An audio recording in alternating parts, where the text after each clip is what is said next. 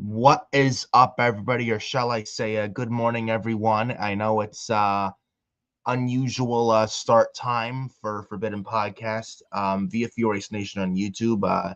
8 a.m. starting this podcast. An unusual from the usual 8 p.m., 8:30 p.m. Start time.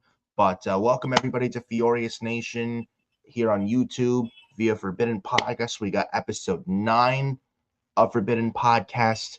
It is Saturday morning, 8 a.m. of January 24th of 2026. I am one of the co-hosts, Nick Fiore of FioriousNation, and next to me on my left is my other co-host of Forbidden Podcast here on FioriousNation, Adam Carl. What is up, bro? What's up, man? There's a lot to talk about. Oh, There's so much to discuss. On Pretty this big early week. 8 a.m. morning, that is. Yeah. Yeah, lots to talk about, man. The day before a big-ass snowstorm apparently hitting the U.S. here from south in Houston, moving up north. It's supposed to hit hard tomorrow, Sunday. It's supposed to get like 8 to 12 inches of snow at least all day Sunday and all day Sunday night. It's going to be brutal, man. Go ahead. It's definitely affecting all different states of the country. New York and Texas, New Orleans. Yeah, some people say they might lose power. Hopefully that's not where I live, but we'll see. I mean, a lot of people saying it's like 5 to 8, 8 to 12, 9 to 12. Could at least get like 2 to 3 feet of snow. It's probably gonna be brutal. So I expect it to be bad, but hopefully not that bad as people are making out to be. But we'll see, man. But those who are getting ready for this storm tomorrow, stock up all the groceries you can, get everything you need to get done before the storm. It's gonna be really bad tomorrow. I even was supposed to work tomorrow, but they closed tomorrow, so that's a good thing. So at least I get a day off tomorrow. But be a lot of shoveling though, most likely. But yeah, not a big fan of the winter. More of a summer guy, this guy here. But yeah. But anyways, hope you guys for those of you who are not ready yet for the snowstorm, be ready for that. Stock up on groceries you can and just be safe and stuff like that. But we got a lot to talk about here on FioriousNation today for episode number 9. We got a lot to talk about regarding Tommaso Ciampa. He's apparently leaving WWE this March. His contract's up this March. Where he goes, Adam Carl and I will discuss where we think he goes. We're going to talk about some NXT stuff, Raw stuff as well. Updates on Chris Jericho, The Rock wrestling in Saudi for WrestleMania next year. Rock having talked with Saudi for WrestleMania involvement next year for WrestleMania 43 in a match, possibly.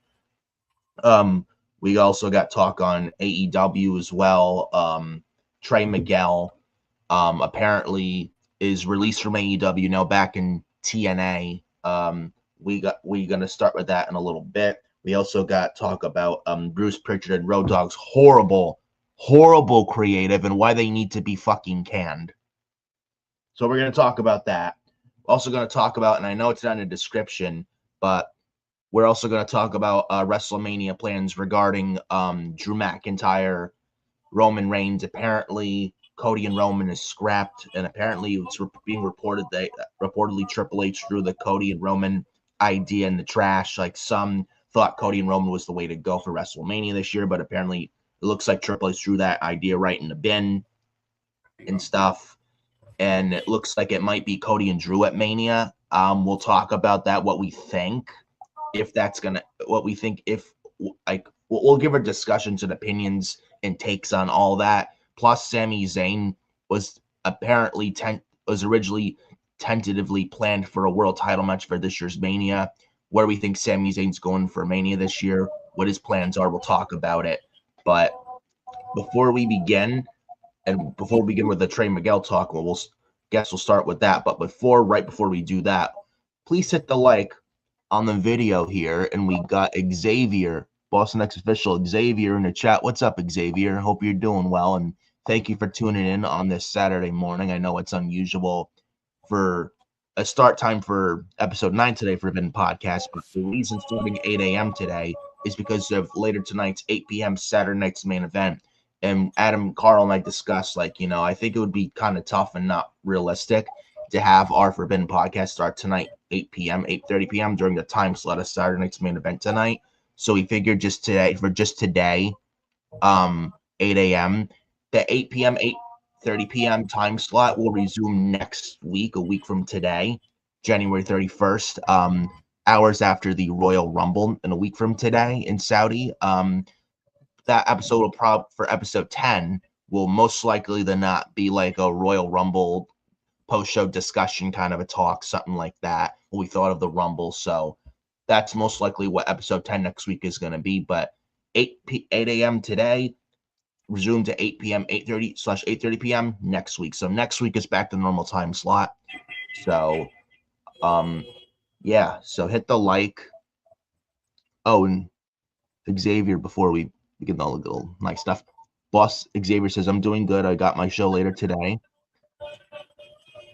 Well, you're going to kill it today, and hope you're doing good as well. And I'm glad you're doing good, actually. And got your show later today. It's looking forward to it. And know you're going to do good. And we look forward to tuning in later on today. Then he says, Saturday night's main event is today. I just hope power doesn't go out today because of the storm. Yeah, it's going to be real bad tomorrow, so hope you're careful out there and be safe and stay warm. Stock up groceries, food, because roads are going to be closed. Snow is going to be shoveled. It's just every business is going to be closed tomorrow, so it's going to be really, really bad tomorrow. So be careful and safe out there, everybody, including you and Xavier. Then he says, so I can watch it. Xavier, from all of us to you and to everybody watching, please be safe tomorrow. It's just, safe with the snow. So that's what we'll say. But hit the like on the video. Subscribe to FioriousNation, especially if you're one of those people that is not yet subscribed already. Make sure you go subscribe to FioriousNation at 242 subscribers currently. Would love to hit the goal of 250 by the end of next month, which is after a week from today. So please hit the subscribe and turn on the bell for all notifications. That way you are notified whenever these two guys go live here on YouTube. So hit the like, subscribe to FioriousNation, and turn on the bell for all notifications. Go follow me on X, FioriNick579, Instagram, Nicholas Fiore 2014, and Facebook, Nicholas Fiore 31. You can add me as a friend on Facebook if you like. TikTok at FioriousNation. I know I don't use TikTok, though. I don't know. I might, and still is nothing is concrete at this time regarding TikTok. I know I don't use TikTok much. I know a lot of people do. I'm not one of them. I do have a TikTok account, but we'll see. So I may or may not post content on TikTok. I don't know. I'm still undecided this time. So we'll see regarding that. Follow Adam Carl on X, Adam Carl 2005, Instagram, Facebook, TikTok, all that good stuff. And we got Mitch in the chat. What's up, Mitch? Just good morning, guys. Good morning, Mitch. I know it's a bit early for you, and but hope all is well. Hope you get ready for the storm tomorrow. So thinking about you guys for tomorrow's dreaded snowstorm. So they're saying it could be the worst snowstorm in years. I don't know if I believe that. I expect it to be bad, but not that bad. But we'll see. We'll see, man. So hopefully everything turns out all right. Yeah. So we're going to start first with this Trey Miguel situation. Apparently, it was Trey Miguel, Zachary Wentz, Desmond Xavier, former Wesley, and Myron Reed. All four members of the Rascals were signed to AEW last week. And let's be real, Tony Khan signed them just so NXT and WWE couldn't have them. Let's be real. So Tony Khan signs those all four Rascals last week. And then earlier this week, we find out Trey Miguel is released from AEW because of a comment that he posted on social media like around a decade ago or something like that. But like, who cares? And I am assuming, and I would be a betting man, I wouldn't be surprised, because Tony Khan caters to the sickos and the idiots on Reddit and cagematch.net. Someone probably tried to ruin his career and went to Tony, and Tony saw this, and Tony Khan ended up firing Trey Miguel. And Trey Miguel's now no longer with AEW. Now, he did come back to TNA 2 nights ago on AMC. He's back in TNA. But someone tried to ruin Trey Miguel's career, apparently, because of what he said a long time ago. But who cares? That was then, this is now. It's almost similar to the Zachary Wentz, Nash Carter situation, if you remember. Now, Kimberly, the ex-wife of Zachary Wentz, tried to ruin Zachary Wentz's career in the spring of 2022, right after WrestleMania 38 in 2022, where the ex-wife Kimberly got Zachary Wentz fired from WWE and NXT, and MSK got obliterated and destroyed and broken because of Kimberly, because she's vindictive and wanted revenge on her ex-husband, Zachary Wentz. And then Zachary Wentz got hired again by TNA, and then Kimberly quit like a loser, and Kimberly wanted revenge on Zachary Wentz because Zachary Wentz left her, and Kimberly wanted revenge and just to get back at her ex-husband and try and ruin his career, get him fired because of like a Hitler comment Nash Carter or Zachary Wentz made a long time ago, but that was like several years ago. Like, who gives a shit? So that's what happened with Zachary Wentz, and now then he got rehired by TNA, and Kimberly quit like a loser. So you see where Zachary Wentz is here, Kimberly is here. So that's just, so Zachary Wentz, his career almost got ruined, but thankfully it didn't. And then now with Trey Miguel, someone looks like an AEW sicko tried to ruin Trey Miguel's career because they probably don't like him for whatever reason. And Trey Miguel got fired from AEW, and now he's right back in TNA. Now he got 3/4 of Rascals in AEW instead of 4. So, and also reading the recent updates on Trey Miguel, it was said that the release of Trey Miguel from AEW came from above. Let's be real, it's Tony Khan. He's the end-all be-all. He makes all the decisions. He's the fucking owner. Yeah, it's Tony. Don't let anyone bullshit you. It's Tony Khan. The quote-unquote came from above. Yeah, that bullshit. It's Tony Khan. Let's be honest here. It was Tony Khan. Because he makes all the decisions, and the creative is Tony. You know, the end all be all the decisions in AEW company as a whole is Tony Khan. But it came from above, sure. It came from Tony Khan and nobody else. And then it was said reportedly that Trey Miguel it was a mental health thing. He wanted to take a break from wrestling. Yet he returned on TNA 2 nights ago. And I actually have a recent tweet of Trey Miguel. It's I can find it. It's right here. He tweeted something out about almost a day ago. I can pull it up. It says this. So this is the tweet from 21 hours ago from Trey Miguel on X. It says, I plan to step away from wrestling after the week I went through. It was really hard on me mentally and emotionally. I didn't think I could do it anymore. Thank you to everyone who had my back, especially at TNA. This was hard not to quit, but we cannot give up. Thank you, God. That's a recent tweet from Trey Miguel. And like I said, Trey Miguel returned back to TNA 2 nights ago on Thursday night, the second TNA on AMC. So now with Trey Miguel back in TNA, he's by himself.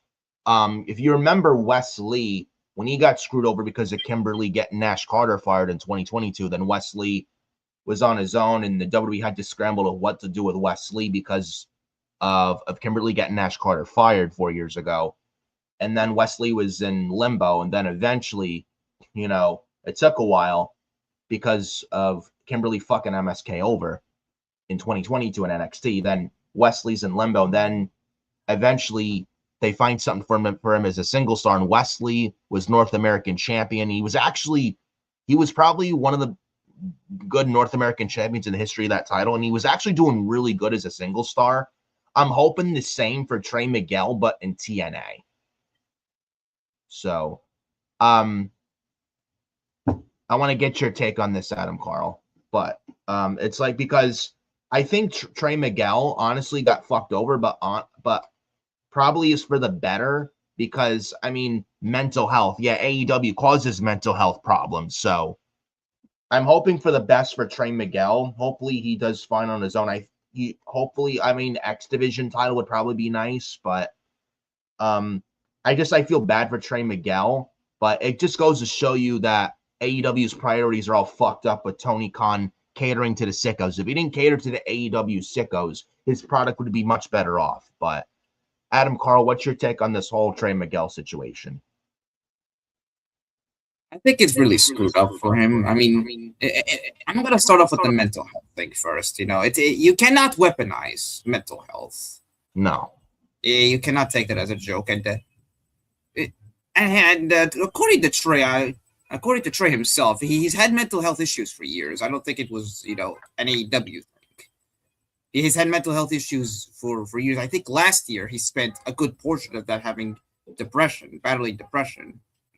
And and one of the reasons he didn't go to NXT, a couple of years ago with Desmond and Zach, was because he had the depression as well, and as well as his nephew.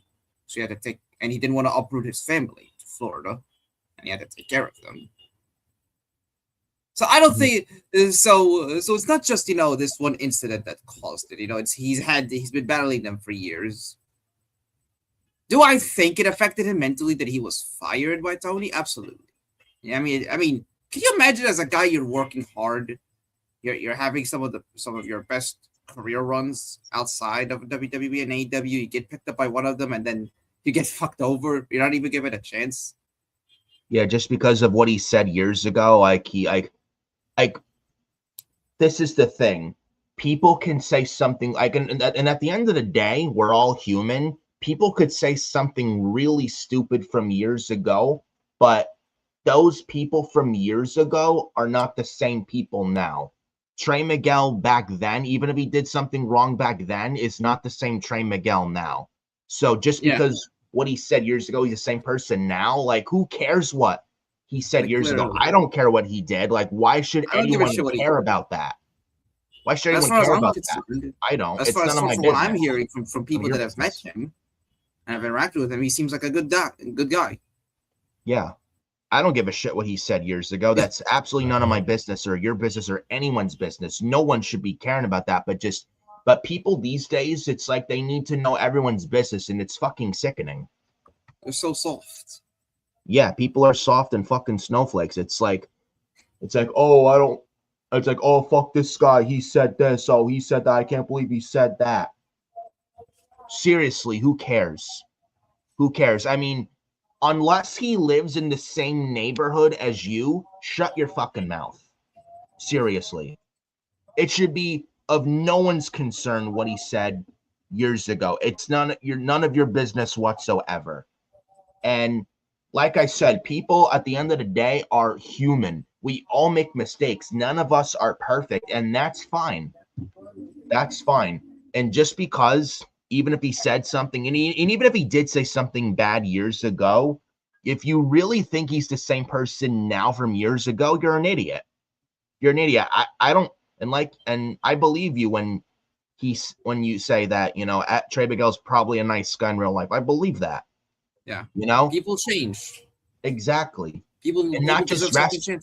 And it's not just wrestling, even like from grade school days, high school days, middle school days. Just like if someone is immature years ago, they're not the same person now, especially if they become like a parent or something. People change over time.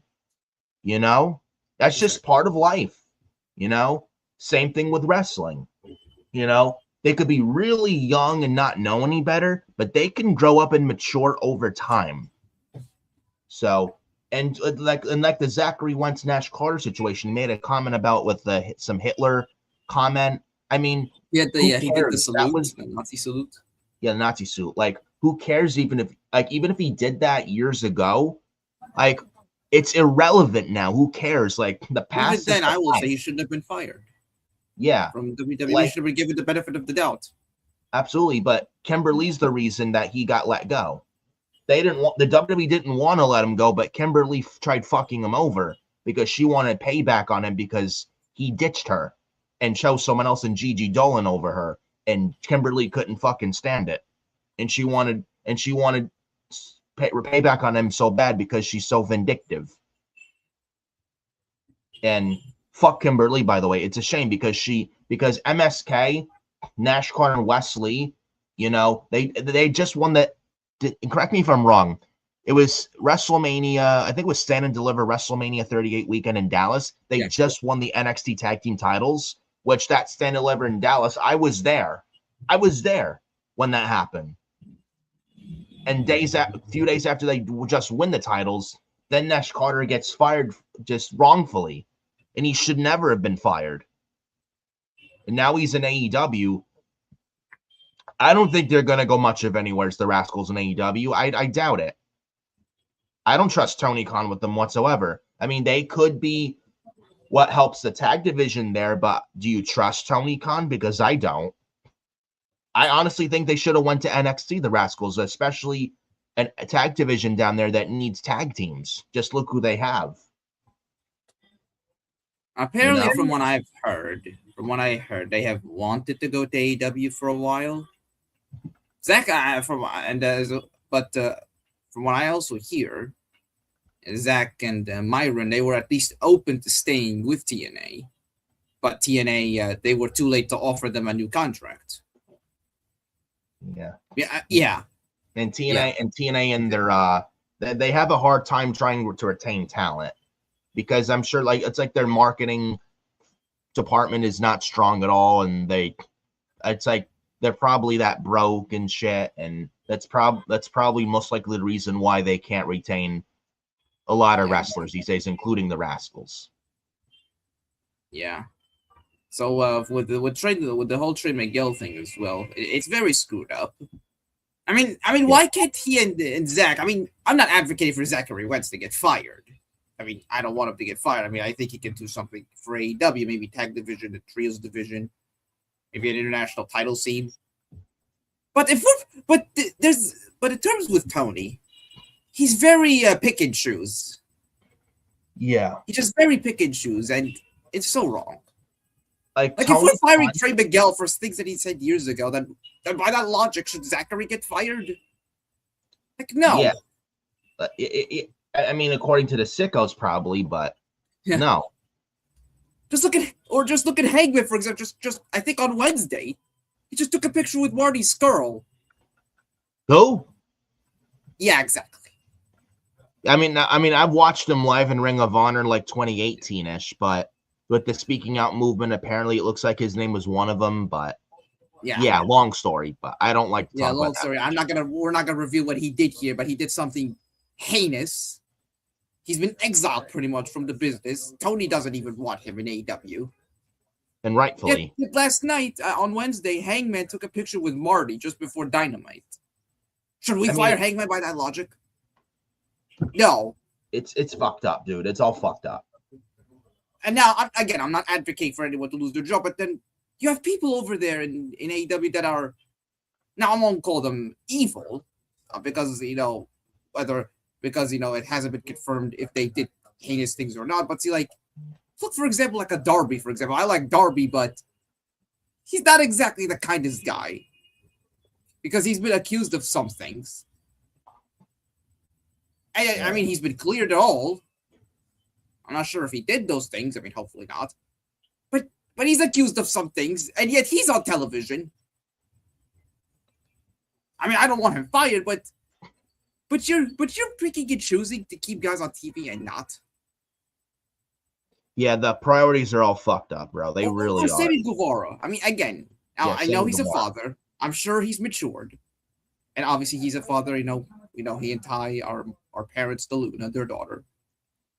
But before that, 6 years ago, he said, well, I'm not gonna say the word here, Yeah, it's pretty bad. It's pretty Yeah, bad. So yeah, he said he wanted to do some stuff with Mercedes Moné.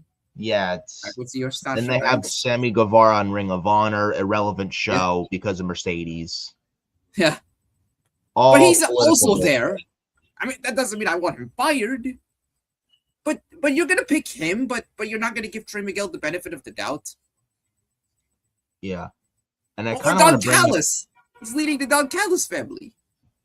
Yeah, and I actually want to read this comment. It kind of links with, and Before I read Xavier says this is the same thing that happened to MSK. Someone brought up old shit, and Zachary once got fired. This is the same thing. I agree, Xavier, 100%. 100%. I agree with you, man. With that take, it's like there's a saying: you gotta put the past behind. Like that was then, this is now. What happened in the past, you gotta let that shit go. Like it's so unhealthy to live in the past. You can't cling on to the past like and hold a grudge like that. And what happened back then is old news and irrelevant news. That doesn't what happened in the past doesn't matter now anymore. What happens is in the now and looking towards into the future. That's what happens. You have to put the past behind. Just because even if Trey Miguel, and I'll include Zachary once in this, even if what they said years ago was bad, and if it was indeed fucked up, what they did and said was wrong, even if that was the case years ago, why should that matter now? Let me tell you something. It doesn't. What happened back then is irrelevant compared to now's relevant. You got to put the past behind and let what happened back then go and look forward towards the now and move on from the past. It's so fucking unhealthy and not normal to live in the past and holding a grudge like that. It's just like, and I'm sure Trey Miguel and including Zachary Wentz are nice people, both not just Trey Miguel, Nash Carter / Zachary Wentz as well. And I don't care what when I don't Zachary tweeted at TNA. I don't care what they did. Like I don't care what they did in the past. Like that shouldn't matter. What should matter is what happens now. And now I don't think they're bad at all. That's what should matter, not the past. So you mentioned them on TNA or something, right? That I think yeah, but that's just my overall take on that. I mean, it's just Trey Miguel. It's just my point is like what happened years ago. Trey Miguel shouldn't be it shouldn't be what you think of Trey Miguel now and what you solidify him as today. What he was back then is not the Trey Miguel today. You gotta bury that. What happened in the past, you gotta bury that shit, man. You just bury the hatchet. Yeah. Let bygones be bygones, move on.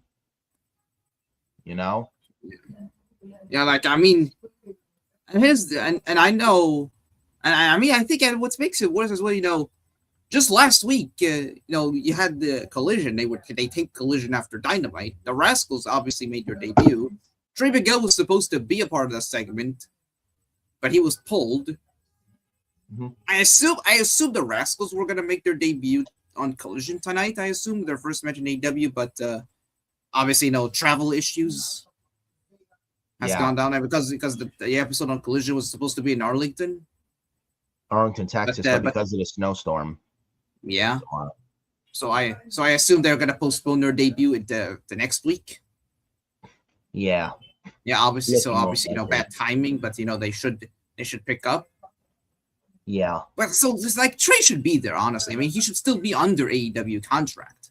And again, with the picking and choosing, and I'm not wishing anyone to get fired, but if you're keeping those other people that I mentioned earlier, then Trey should also be kept. It's just embarrassing. Like it's like you're giving in. That's basically what Tony's doing. He should be sticking up for the guy, but because he doesn't want to get heat with his sickle fan base, he just gives in. The fan base that he caters to, which by the way, that fan base doesn't help his product. It brings down his product. The sickos and the idiots and the virgins on Cage Match and Reddit and the cesspool known as social media. Those are the people, unfortunately, that Tony Khan caters to. And if he didn't cater to those kinds of fucking people, his product would be so much better off. Exactly. You know, the AEW sickos who it's like, oh, support AEW. AEW saved my life. Oh, I'm all elite. Oh, AEW's we're the best wrestle. AEW's number one. AEW's the best. I mean, I get being a fan of a company, but come on. But to like wave a flag and say you're pro AEW, like you're just defending them every time, like you're a sicko at that point. Come on. I like AEW as well, but I'm not a sicko. Yeah. And neither is this guy. You gotta do better than that. Yeah. AEW right now is bad. And you can be an AEW fan and admit that, and that's okay. At the end of the day, we just want what's better for AEW. Right now, they're not good. And we complain about AEW and also with WWE as well. It's like we complain because, mostly with AEW, we complain because we care. If we didn't care, we wouldn't have said anything. And of course, you'll get people, oh, why do you complain so much? If you don't like it, why don't you just stop watching it? Like, how many of you are fans of, like, the New York Giants, the New York Yankees, the Buffalo Bills? They suck every single year. But at some point, sooner or later, they're going to be good again. And we crapped on TNA last week. Does that mean we hate TNA? No. We just want good. We don't want bad or mediocre. Last week's TNA was mediocre. TNA 2 nights ago was much better than last week. I don't know where this TNA was a week ago. Even Genesis was better than TNA last week. The Genesis pay-per-view for TNA last Sunday. Yeah. So it's like, and like I said, like New York Giants, New York Buffalo Bills, and New York Yankees, at some point, we use this as an analogy example, at some point they'll be good again. If we stop watching when they're better again, we'd miss out when we want to see them and witness it happen when they are better again. Same thing with WWE and AEW, especially AEW, especially with all that. You know, if we stop watching and when they're good again, why would we miss out on that and stop watching before, you know, they're good again? You know, we want to be there to witness it happen. That's a true fan right there, you know? So those who say, oh, don't like it, don't watch it. I mean, what would you rather someone do? Be very dishonest and be fake? Or would you rather someone actually tell it like it is and not sugarcoat and not we saw the Vince how we McMahon feel era about for stuff? crying out loud. We know how bad that was. How bad, yeah. How bad that was, yeah. Because last week's TNA was a fucking disaster. It was terrible. Yes. And also with the whole people, you know, coming up with these accusations that, you know, Trey Miguel was fired because he used to date MJF's girlfriend. Like, please. Yeah, that's another thing. Alicia Toot, which is the girlfriend of MJF, and then rumors going around that, you know, MJF was the reason Trey Miguel got fired. I hope that's not true. It would say a lot about MJF. Cut the crap, please. MJF is the biggest star in the company right now. He's like their face of the company. Why would he give a shit about?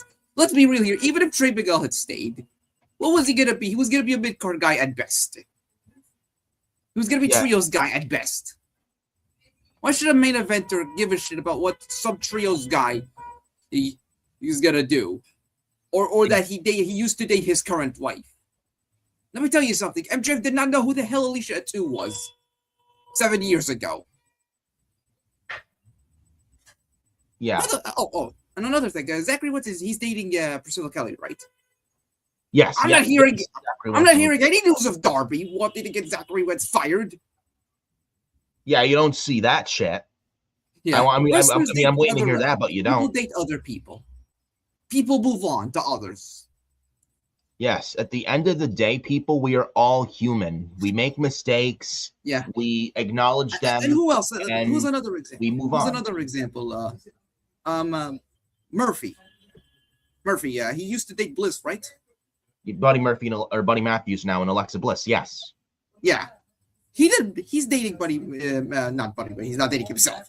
He's dating Rhea Ripley. Yeah. to Rhea Ripley not to be in a relationship with him because he was in a relationship with someone else? And Buddy and Rhea are about to get married as well. Yeah. Like, who else? Like Dolph Ziggler was also in a relationship with Nikki Bella, right? Yeah. Now, some people have told me that, Dolph Ziggler got buried because of John Cena and Nikki Bella and shit like that. Please, Dolph Ziggler and Cena are best friends. Like people have told, a couple people have come up to me personally and have actually said to me that Ziggler, all the reason he wasn't bigger was because John Cena politic and he was fucking Nikki Bella and the politics of Cena. I don't believe that at all. Please cut the crap. I don't. I never heard any news of Cena trying to get Ziggler fired or try to bury Ziggler. Yeah, it's fucking ridiculous. No, Ziggler got buried not because of Nikki Bella, but because of Vince McMahon. Yeah, that's the guy who buried him, not Cena. Cena's just told what to do by Vince. Yeah. That's the bottom line. So here is the bottom line. No, a main eventer doesn't care what a lower guy does. People date other people. MJF did not get Trey Miguel fired. As a matter of fact, MJF is best friends with Zachary Wentz. Okay, he used to be roommates with the guy, and he was one of the guys that defended him when he was fired from NXT. So why would he risk his friendship with him by getting one of his tag partners fired? It doesn't make sense. As far as I'm concerned, from what I'm hearing, it was MJF that vouched for the Rascals to get hired to AEW. Yeah. Again, it's probably some bullshit some AEW sicko probably found online to try and frame Trey Miguel. And Trey Miguel ended up getting fired. It's not someone from the AEW roster. It wasn't somebody from outside AEW, no. It's Tony Khan. He's the one who fired the guy. Yeah, because at the end of the day, Tony Khan is the be-all, end-all with the final say in every decision regarding AEW as far as AEW is concerned. He makes all the big decisions. He makes every single decision within that company. Nobody else but Tony. The end-all, be-all is Tony Khan. Yeah, so he's catering to a fan base that he should not be catering to for hurting his product. If he did not cater to those people, AEW television would be much better. And they should be better. Just listening to the marks and other marks like Will Washington, who's a yes man, and RJ City. And Meltzer. And Meltzer. Yep, Dave Meltzer. These guys who he should be cutting off. Meltzer and Alvarez, and especially Meltzer, who just does the match star ratings, and Tony Khan and AEW are more concerned about Dave Meltzer rating their matches instead of, putting on story. Instead, they're more concerned about Meltzer. Like, does Meltzer give us a 4 or 5 star match? Which doesn't do anything. Like, if you're worrying about some clown and Dave Meltzer, if you're about him rating your match, if you're more concerned about that than putting on the best product possible with some story and reason for people to watch week in and week out, you're more concerned about that than helping your product, then you are not doing what's right for your company. Then you are not running a real company at all. Then you're running a pretend company at that point. And that's all AEW is. They're a pretend company. I hate to say, and I like AEW, but it's true. Tony Khan doesn't run he doesn't run a company like he's serious about running a company. It's like a vanity project for him. It's like an EFED kind of a thing. That's all it is. He doesn't take running AEW seriously. If he did, he wouldn't be listening to fucking Meltzer and Alvarez and Alba, and who's a paid AEW show, and so is Sean Ross Sapp as well. The sad part is that Sean Ross Sapp is probably the best out of these idiots. Yeah. Even and even he can be reliable, but he can be narcissist at times. Yeah, I respect Sean Ross Sapp and his work with Fightful, and they're pretty reliable when it comes to WWE and AEW, TNA news and rumors, and I give that guy a lot of credit. I'd say the same thing with his work. I mean, he's good at what he does, but at the same time, he can be arrogant at times. Yeah. So with Tony, I mean, he's like Vince McMahon in terms of he's very insecure. Yes, he's very wishy-washy, and he books for himself too. Yeah. And this is a similar thing. And now, I mean, it's different situations, and it's not Zachary Wentz didn't say anything not bad. He just did an act he shouldn't have done. But it's like, this is a similar thing to Zachary in terms of, he just wasn't given the benefit of the doubt. Just wasn't given a chance to show that he actually improved as a human being. They just let him go without giving him a chance. They didn't even give him they didn't even give him a chance at all. They just let him go like that. Yeah, and the same thing here with Trey Miguel. You just let the guy walk without giving the guy a chance. Like, it's ridiculous. Yeah. And I feel bad for Trey Miguel in that situation, man. I do. I mean, at least I'm glad that, there are some people, like the Rascals, and apparently and I think Samoa Joe, he made a reference to the situation, showing support to Trey. Yeah. I think he tweeted something, about, people change through their actions. Yeah. Showing his support to Trey Miguel. I just hope with the Rascals and Samoa Joe supporting Trey Miguel and Tony Khan and AEW letting Trey Miguel go, and Trey Miguel now with TNA, which is partnered with WWE. I just hope that Samoa Joe and Zachary Wentz, Myron Reed, and Desmond Xavier, and then Samoa Joe, I hope they don't get buried by Tony Khan out of pettiness because they supported Trey Miguel, who got fired. Apparently, it's not just them. There are several. I think, according to Sean Ross Sapp, and I can actually believe that it's true. There are people on that AEW roster that were furious that Trey was fired because they have a good relationship with him, and they have a good relationship with the Rascals. How much do you want to bet Tony Khan probably tries to bury them out of pettiness because they supported Trey Miguel? Yeah, I mean, if it's one of them is Joe, then please. Joe's not going to get buried by anybody. It's Samoa Joe. I hope not, but it would be petty of Tony Khan, which he can be. If you got an entire roster basically showing their support to one guy who they are a good relationship with, Tony's not going to bury them. Hopefully not, but it wouldn't surprise me if he did, though, because he can be that petty.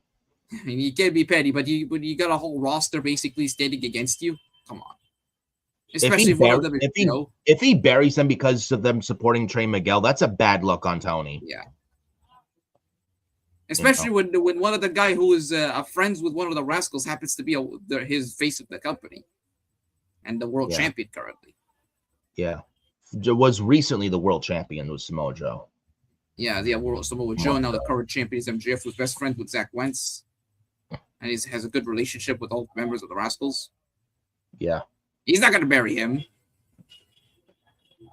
Yeah, hopefully not. But I wish Trey Miguel. As far as the situation, as sad as it is, I mean, well, I hope we see the Rascals next week on TV. They get the debut they were supposed to get. Had their travel issues not happened now. But as sad as the Trey Miguel situation is, it's kind of the best thing for him. Yeah. I think he's more suited for TNA and WWE. Yeah. I mean, situation sucks. He should not have been fired, but TNA needs stars right now. Yeah. No shit on that. Yeah. And we're going to talk more about TNA in a few moments. Yeah. Yeah, but for Trey, this is his opportunity to show, to prove Tony wrong, obviously. And obviously to show that he can be a top singles guy. Yeah. Just look at just there at TNA this week on an Impact again and the Feast or Fired match. Yes, Feast or Fired. Yeah. We'll talk about that in a little bit, but all I will say is this before we move on to the TNA stuff for a little bit. I wish Trey Miguel nothing but the best here, and I hope he does well for himself and he's going to be on his own. I mean, Wesley was in limbo for a little bit when he was a singles guy in NXT throughout late 2022, from the spring of 2022 towards the end of 2022. But then he eventually found his footing. He was North American champion. He was a really good NXT North American champion, and he killed it as a singles guy. I'm hoping the same exact thing here for Trey Miguel, and he's a very good wrestler. He's a good wrestler and a good dude, and as well. And let's be real, from these reports, Zach and Wes, they may have wanted to be in AEW for a while, and Tony wanted Myron Reed. So I'm sure he probably wanted Myron Reed out of all the Rascals, and Zach and Des wanted to go to AEW. I'm not sure how much Trey wanted to go there. I'm not sure how much. I mean, as sad as the situation is, it sucks for Trey that he got let go. How much you bet Tony didn't want him? How much did he want to go to AEW, and how much of it did Tony really want the guy? Well, let's be honest here, bro. The only reason Tony Khan signed the Rascals really in the first place was to keep him away from WWE. That's all it was, because Tony Khan can't help Probably. himself. He brings in talent left and right, and he can't stop. It's nonstop bringing in talent. And you wonder why Hobbs left, and Anna Jay's contract is up in March, and that won't be the last. You wonder if Chris Jericho's coming back soon to WWE, which I think will be at the Royal Rumble. Like, the more talent Tony Khan brings in, and it's not going to stop, the more talent Tony Khan brings in, the more AEW More originals people get pushed down the card. Exactly. Yeah. The more original people on the AEW roster, more of them get pushed down the card, like Will Hobbs, Wardlow, etc., etc. Private Party, Britt Baker, Thunder Rosa, etc. Jamie Hayter as well. Yeah. You know, this is the last thing Tony Khan needs, is to sign more talent. What he doesn't need any more talent. What he needs is better writing. That's what Tony needs. Yeah, hire better creative in the people, Rascals, like it's not going to solve problems. Yeah, hire better creative people than fucking Will Washington.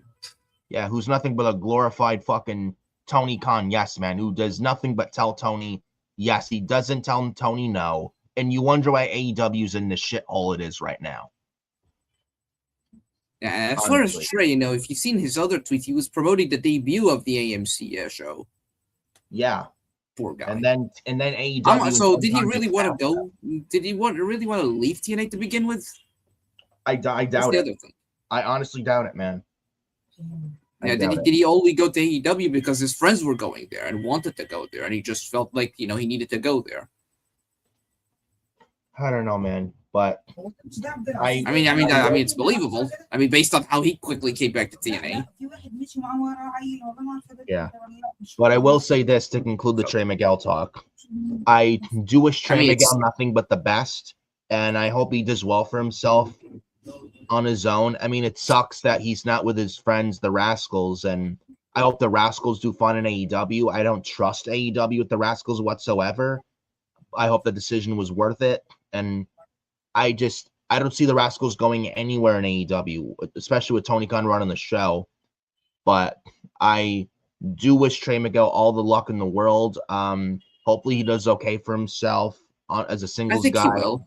If Wesley can do it, if Wesley / Desmond Xavier can do it, I'm sure Trey Miguel could do the same thing as well. I think X Division would be nice and stuff for Trey Miguel for a start. But at the end of the day, man, all in all, I wish Trey Miguel nothing but the best. I wish all guys the best. I mean, they should be, you know, in a higher position in both companies. I mean, Tony, though, the Rascals can be 50-50 in AEW, if they're booked right. I mean, they should be. Yeah. I mean, with Tony, with how much of a big roster he has, he does that, half of which he doesn't even know what to do with. 75%. I may be concerned for these guys. I think Myron Reed and Zach Woods are like the younger guys. Yeah. I think Myron is the youngest. If I could, in terms of a push, if they get booked right, I think Myron Reed will be the star of the group, and maybe Zach and Des could be the team. Maybe that's if you book them right. With Trey Miguel, I think he'll be successful too in TNA. I could see him maybe as a world champion at a time where they could use some new stars. You'll see, man. He could probably be like a big fish. He could probably be like a big fish in a small pond in TNA.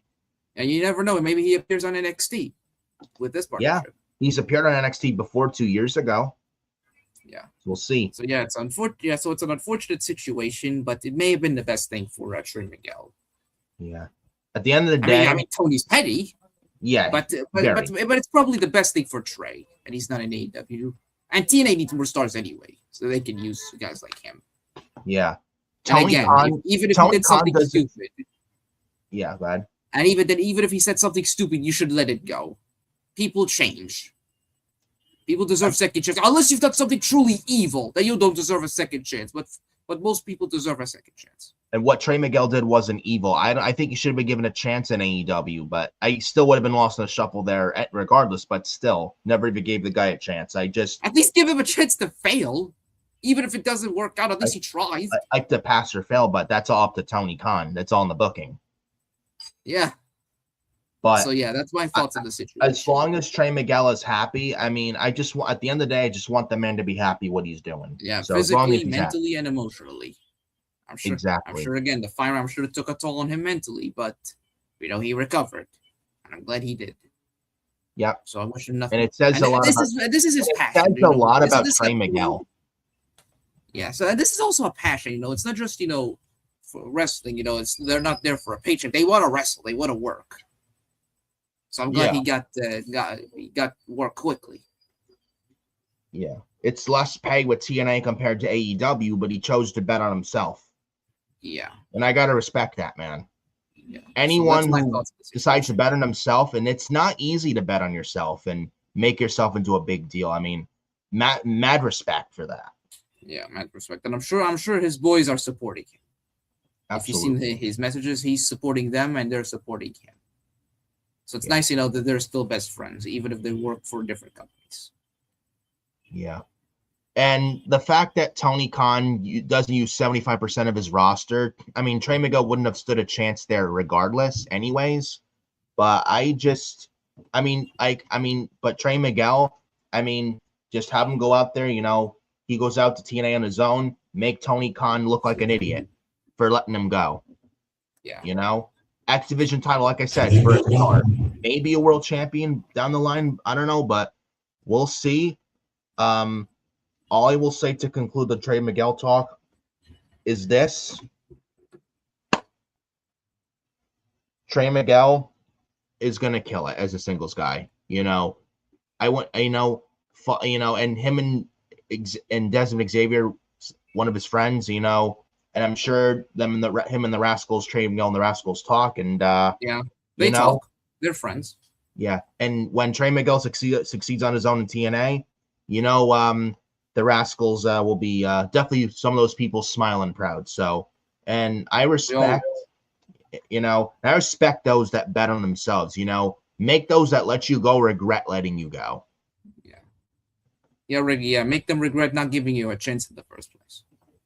Exactly. So, I wish Trey Miguel all the luck in the world. I'm sure he'll be okay, and he will be okay.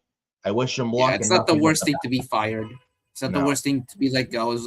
What matters is that how you make the most of it. You prove people wrong. Exactly. And his release from AEW, though it sucks, it may be a blessing for Trey Miguel. And everything happens in life for a reason. So it's terrible that he's gone from AEW and he was never given a chance, but him gone from AEW is probably 9 times out of 10 the best thing to ever happen to Trey Miguel. So is what I will say. Everything happens for a reason, and this had to have been a blessing for Trey Miguel. So I wish him all the luck in the world. He's gonna do well for a singles guy act in TNA. So then moving on, speaking of TNA, we move on to TNA. Now, it's not in the description. Now, and I'm just letting you know, after the AMC premiere disaster last week on TNA, first ever TNA on AMC last week, no, we won't be talking much about TNA here on the channel unless something big happens or something, or big episode or show happens. But other than that, not much TNA talk on here, bro. But there's one thing I want to talk here. And this happened right after their show on Thursday. Hello. We go from talking positively about Trey Miguel. LOL. They do something good here, but then they turn around and, as usual, LOL TNA. Yeah. After the show on Thursday, I think this was after the main event segment with the system. Yes, that's a faction TNA. They used to be of Moose, Eddie Edwards, Brian Myers, Johnny Curtis, Fandango, and Alicia Edwards, who's retired, by the way. It's Johnny Curtis. Yeah, Johnny Curtis, he just retired. They booked this angle to introduce new members of the system. One of the new members was Bear Bronson, who used to be which Bear Bronson used to be in AEW. Yeah, and Bear Bronson used to be in AEW. Now he's in TNA. Johnny Curtis recently retired from the wrestling. So Johnny Curtis retires, or Fandango, whatever we're to call him, or Dirty Dango, retires. So he's no longer wrestling. Bear Bronson is there. He had Cedric Alexander and Bear Bronson in the system. They replaced Johnny Curtis in there and Moose. So let me get this straight. Moose and Johnny Curtis were good for the system. Now you turn around and replace them with Cedric Alexander and Bear Bronson. Now, I like Cedric Alexander. I can understand him, but Bear Bronson? Compared with Moose? Come on. Like Adam Carl said, LOL TNA.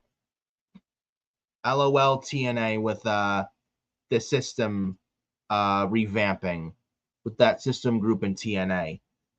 And then as well as TNA's production, man. Holy shit, TNA's production fucking sucks. They don't know what the fuck they're doing. TNA could absolutely use camera production lessons from WWE on how to do production properly.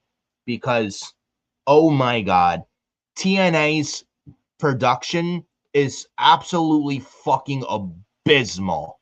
Abysmal. I do better production than TNA. Oh my God. Yeah. So they aired. I know we discussed the faction segment with the system. I mean, Bear Bronson, I might give him a chance because, you know, he was fucked over by his tag partner and his disgusting acts. Oh yeah. He was fucked over. You know, I'm not gonna. This is not the LOL TNA moment. This is not that kind of an LOL TNA moment as the next one because he was really fucked over. So I may have to give him a chance. Essentially, his brother cost him pretty much his job in AEW, and Tony, you know, he let him walk first, and then Bear Bronson was like go months later. With Cedric, you know, he could fit the system. He can. You know, he could be, you know, a major player, and has done well for himself so far in TNA.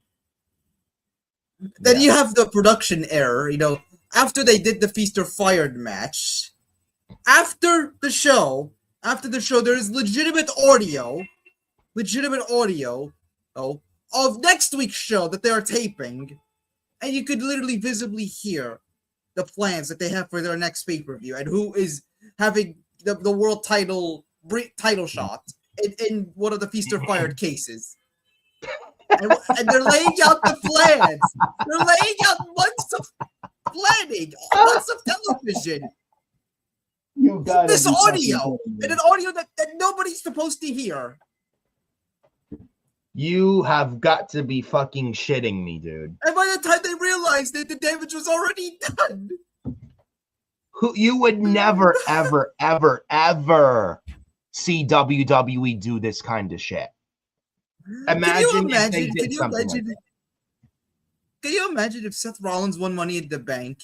Can you imagine and then after the night of Money in the Bank, there is audio of Vince McMahon and the creative people laying out plans and revealing when and how Seth is gonna cash in and win the championship?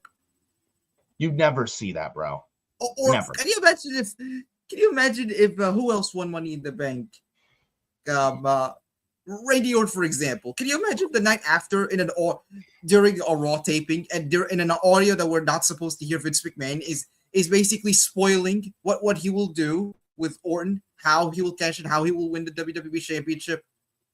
You never see that shit, bro. It's like, no, Vince McMahon, his head would fucking explode if somebody botched in the production truck and spoiled plans that were not supposed to be spoiled. Yeah, Vince back in the day would be fucking absolutely furious and blowing a gasket. Yeah. He would be not a happy camper at all. He'd choose someone right up and fire him on the fucking spot. Yeah, this would never happen under Vince McMahon. This would never happen under Triple H. Nope. It's fucking. They know how to run fucking production. If anything, TNA should be lending. If anything, TNA should be having lessons from WWE how to do production properly. Rent a camera, some filming production equipment, Better yet, get lessons from WWE and take notes from WWE on how to do production the right way. Because WWE, when it comes to production, nails it every time perfectly. When it comes to production, they know what the fuck they're doing. Yeah. You know? Something that TNA is very piss poor at is production. The WWE just nails it every single time. When it comes to production, when WWE does production every single time, it's perfect. When it comes to production, they nail it perfect every single time they have. TNA could learn something like that. If anything, they could use lessons and stuff and tips from WWE how to do production the proper and right way. Because the TNA production right now fucking sucks. It does. Like it feels like filming from the 80s and the 90s. We're not in the 80s and 90s anymore. Like, update with the technology times now in 2026. Like, come on. It's embarrassing. It's absolutely embarrassing. That was embarrassing. That was pathetic. Like, it feels like fucking amateur hour over there. It really does. It's awful. Yeah, whoever's running TNA production, whoever's running their production truck, they should be fired immediately. Yep.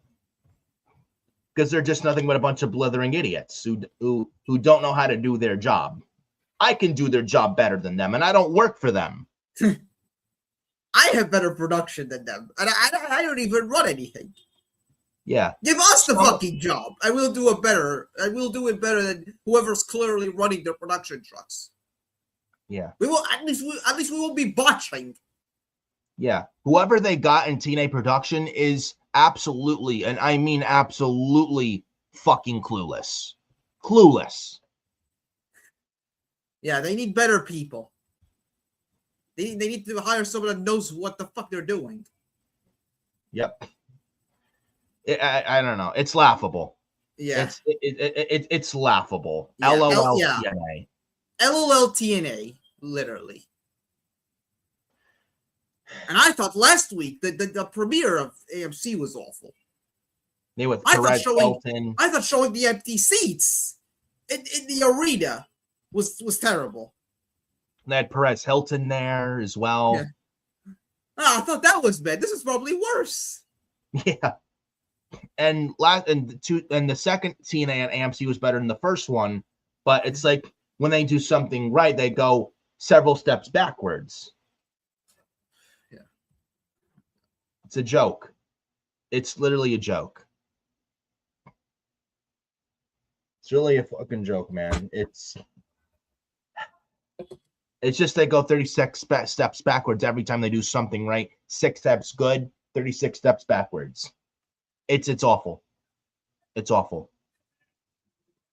So like I said, we won't be talking much TNA here on the Weekly Forbidden Podcast. So unless there's something big happening, then we won't talk much TNA on here. Just letting you guys know. Yeah.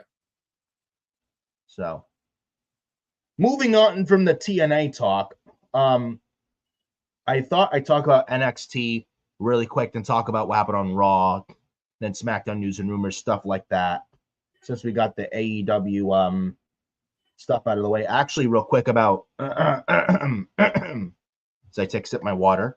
AEW talk. AEW Dynamite, not Maximum Carnage, but it was regular Dynamite as well. Not that good of a show. Yeah. He was paid by the numbers. Yeah. They have MJF and Brody King now for a world title match. What's Brody King done to earn a title shot after beating MJF after MJF beat Bandito last week? I mean, they got it's pretty much a TV match. And then just giving MJF something to work with. There's no story in AEW whatsoever. There's not much going on in AEW at all. Nothing happened on Wednesday. Just wasted of time. We had the Death Riders against the Don Callis. Please. Yeah, it was a waste of time. Yeah, moving on. There is a positive update, though, I want to talk about real quick. Don't want to spend too much time on it. Will Ospreay's neck injury, there's some positive update on it. It's not as bad. Yeah, he was backstage for Dynamite for his meeting up with the doctors his first road to recovery. Yeah. He's been out since Forbidden Door after, the steel cage match, and he was taken out by the Death Riders, Moxley and Claudio. Mm-hmm. So I mean, this is good news for Tony. This is a top guy that that is sorely needed on these shows. Yeah, and one of their biggest names. Yeah, in that company. And Osprey was doing some of his best work in AEW just last year, and I mean, there's no doubt in my mind he was factored into plans for the World Championship, but then obviously the neck injury happened. Yeah. Honestly, this is one of the things they need right now. They need somebody that is over. They need somebody that like an Osprey, not only can have good matches, but can be able to tell a story. I enjoyed the Kyle Fletcher storyline, even it kind of went too long. Him with Osprey and Don Callis stuff. At least I enjoyed the story with Kyle Fletcher, and the matches were great. Mm-hmm. This is what they need right now. They need a great story. Now, there's a story there with Osprey. He has coming back from his injury. They have All In coming in, and maybe Osprey can challenge for the World Championship that he has tried to win several times but couldn't. Yeah. Maybe do him versus Swerve again, or maybe do Osprey and Hangman again. There's history, obviously, with him and MJF. Very true. Yeah, you just seen, just Dynamite, we had Omega and Josh Alexander, and it was a good match, but how many times we've seen Omega against members of the Don Callis family? It's just rinse and repeat. Can we please move on from that? It's rinse and repeat, dude. Yeah, we had Kevin Knight and Swerve, again, I mean, Kevin Knight is being pushed, I like the guy. We've praised him a lot. Yeah. It was fine, but why is it a Dynamite main event? That's not a Dynamite main event. Kevin Knight and Swerve, that's not a Dynamite main event. There's no story in AEW whatsoever. Yeah. None. I mean, I like the fact that he's that Kevin is sharing the ring with the top guys, but should it be a Dynamite main event? No, not. It should be a Dynamite opener or a Collision mid-card match, not a Dynamite main event. I mean, he can't be there. He could be a main event guy as long as he's booked right. But what he needs is a story to get there. What this company needs, is a big story that can hook you in. And I'm not talking about hook the wrestler. Right. I mean, that one story that that make fans want to see the show. And the same thing and the pay-per-views. Yeah, and the same thing with WWE. There's not much story right now either. It's more so AEW, but both companies, not much going on for them right now. Hopefully with WWE coming out of the Rumble, that's their different story. But I mean, they were building towards it with McIntyre. They're building something there with McIntyre and Sammy and Cody and Jacob. Yeah, Jacob and Cody at least. That can be that. Yeah, we'll talk about that in a while, but with Cody and Jacob. So with Osprey, so it's a good sign. He's making a recovery. Let's hope he makes it in time for All In. I think we're gonna get another Owen Hart tournament, maybe starting in May, because since All In is gonna be in August, maybe you start the tournament in April or May, and then if he's back in there, and if he's back in time, if Osprey is back in time for the Owen, then you can have Osprey in there. Probably, but maybe you have Osprey, you have Swerve, because I think MJF will be a world champion heading into All In. I think he's gonna have a long reign, and I don't think say he drops it at All In, but but I think I mean maybe Omega can be the champion heading into All In because he and Osprey they complete their trilogy, but I still more so I think MJF will be the champion. Maybe you have Osprey, you have Swerve, you have Omega. Maybe you can put Kevin Knight in there. And and if he gets medically cleared, Adam Cole, maybe you put him in the Owen tournament. Samoa Joe, Josh Alexander. Yeah. It's not just the top names, but and obviously names that can be in the world title scene, but also guys that a tournament like the Owen can give them shine, like a Kevin Knight, like a Josh Alexander, and a Speedball. Yeah. Or Bandito. Bandito is another name that can be in the Owen. Bandito's and Bandito is great. Yeah. Yeah. That could be a good lineup. Or Brody King. If booked right, It's like that. The Brody Yeah, King but, booked with- right, I could see. Yeah, a tournament like that could be a shine for these guys, to get themselves over.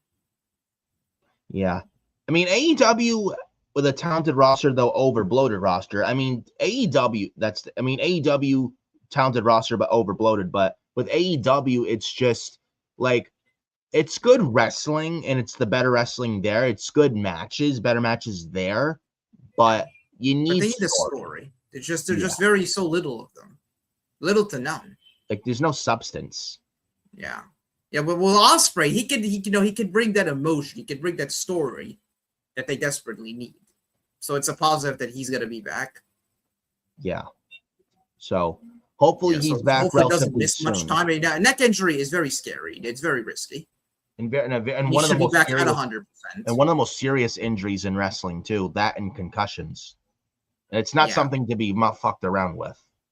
Yeah. So yeah, with Will Ospreay, let's hope he makes it back 100%. Let's hope he's on AEW television as quickly as possible because they can use a guy like him. Absolutely. Glad the injury's not that serious. Hopefully he's relatively back soon. So yeah, and him back would help for sure. So it wouldn't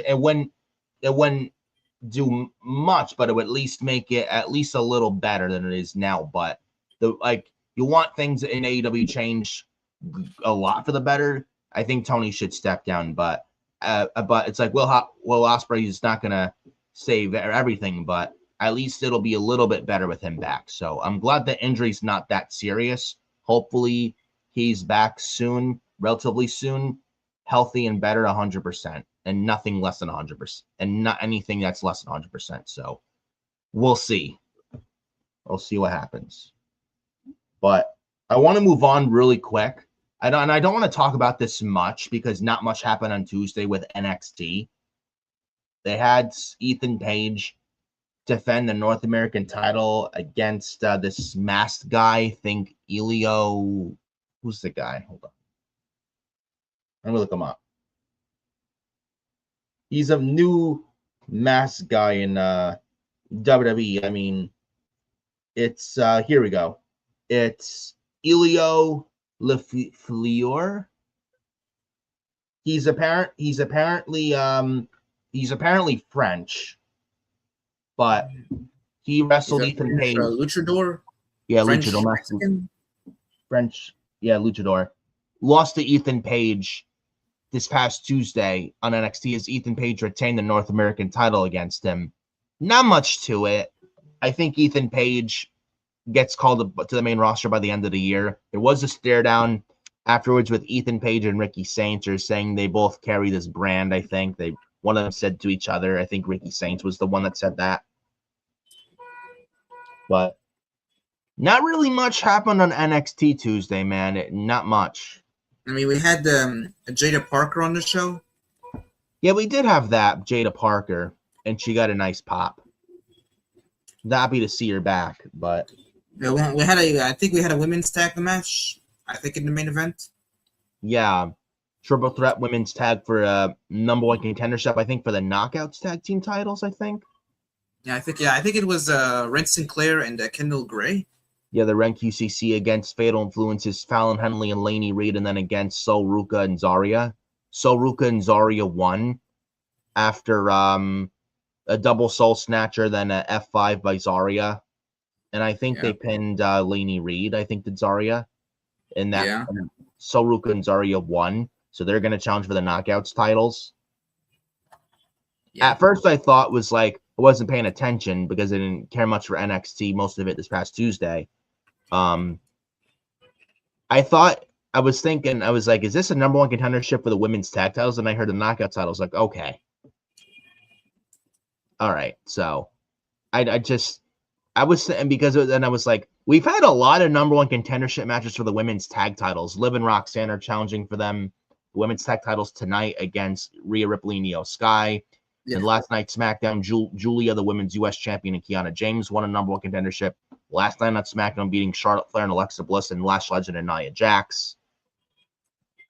But we'll talk about that in a while with the SmackDown part of it. So we have a lot of number one contenders matches for the ladies. And Yeah. and now we're getting number one contenders matches for the TNA Knockouts tag titles. What do you Honestly, think? I would much prefer if Zarya just challenged for the WWE women's tag titles. Yeah, but let me ask you this real quick. Do you think Soruka and Zarya win the Knockouts titles, and do you think Zarya they could do you think at some point, maybe sooner or later, I mean probably by WrestleMania, they break up Soruka and Zarya? Yeah. I don't see them winning the Knockouts tag titles. I don't see it. I think so. I think they lose their Knockouts tag title match, especially since the Elegance brand just won them. I can't see them losing the titles this soon. Though the Elegance brand I'm not high on, but still. I think they retain against Soruka and Zarya. I can see Zarya turning on Soruka. Probably Zarya for Soruka at Stand and Deliver WrestleMania weekend. And that's Soruka send off to the main roster. Yeah. And she's ready for the main roster. Zarya is too, but more so Soruka. And you don't want to completely gut and shaft NXT. Yeah, you've been building this angle up. You've been building the story for months now. You know, will Zarya turn on Soruka, or the other way around? They've been teasing it for a while now. Yeah, so it needs a conclusion. Yep. And What Soruka, a better way they are high on her, and she's made roster ready. So, and you have, and Zarya, you've been building this team up to get Zarya over as well. I think she wins the North American title, the women's North American title at Stand and Deliver. And this is how you call up Soruka. You call her up after WrestleMania. Yeah. Well, Izzy Dame's the North American Women's Champion for the women, though. No, yeah. Izzy Dame is the North American champion. Sorry. I'm not high on her at all. Soruka just lost it a few months ago. Sorry for the botch. Yeah. And mistakes happen. Yeah, mistakes happen. Yeah, Izzy Dame she won the North American title. I mean, you may have Zarya can take the North American title from Izzy Dame after Stand and Deliver. You never know. Very true. But you've been building. I don't think they need the Knockouts tag titles. I think they're doing the turn maybe next month, maybe March. Probably. I could see more so March. Yeah. I could see more so March. Zarya doing the turn on Soruka. Exactly.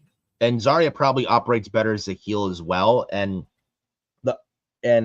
have her go over Soruka at Stand and Deliver WrestleMania weekend, and then that's Soruka's last match at Stand and Deliver WrestleMania weekend, WrestleMania 42 weekend in Vegas, and that's Soruka's last match, and call her up. I'd put her on SmackDown because that women's division needs all the help they can get, and I think Soruka in that mid card on SmackDown would be very, very nice.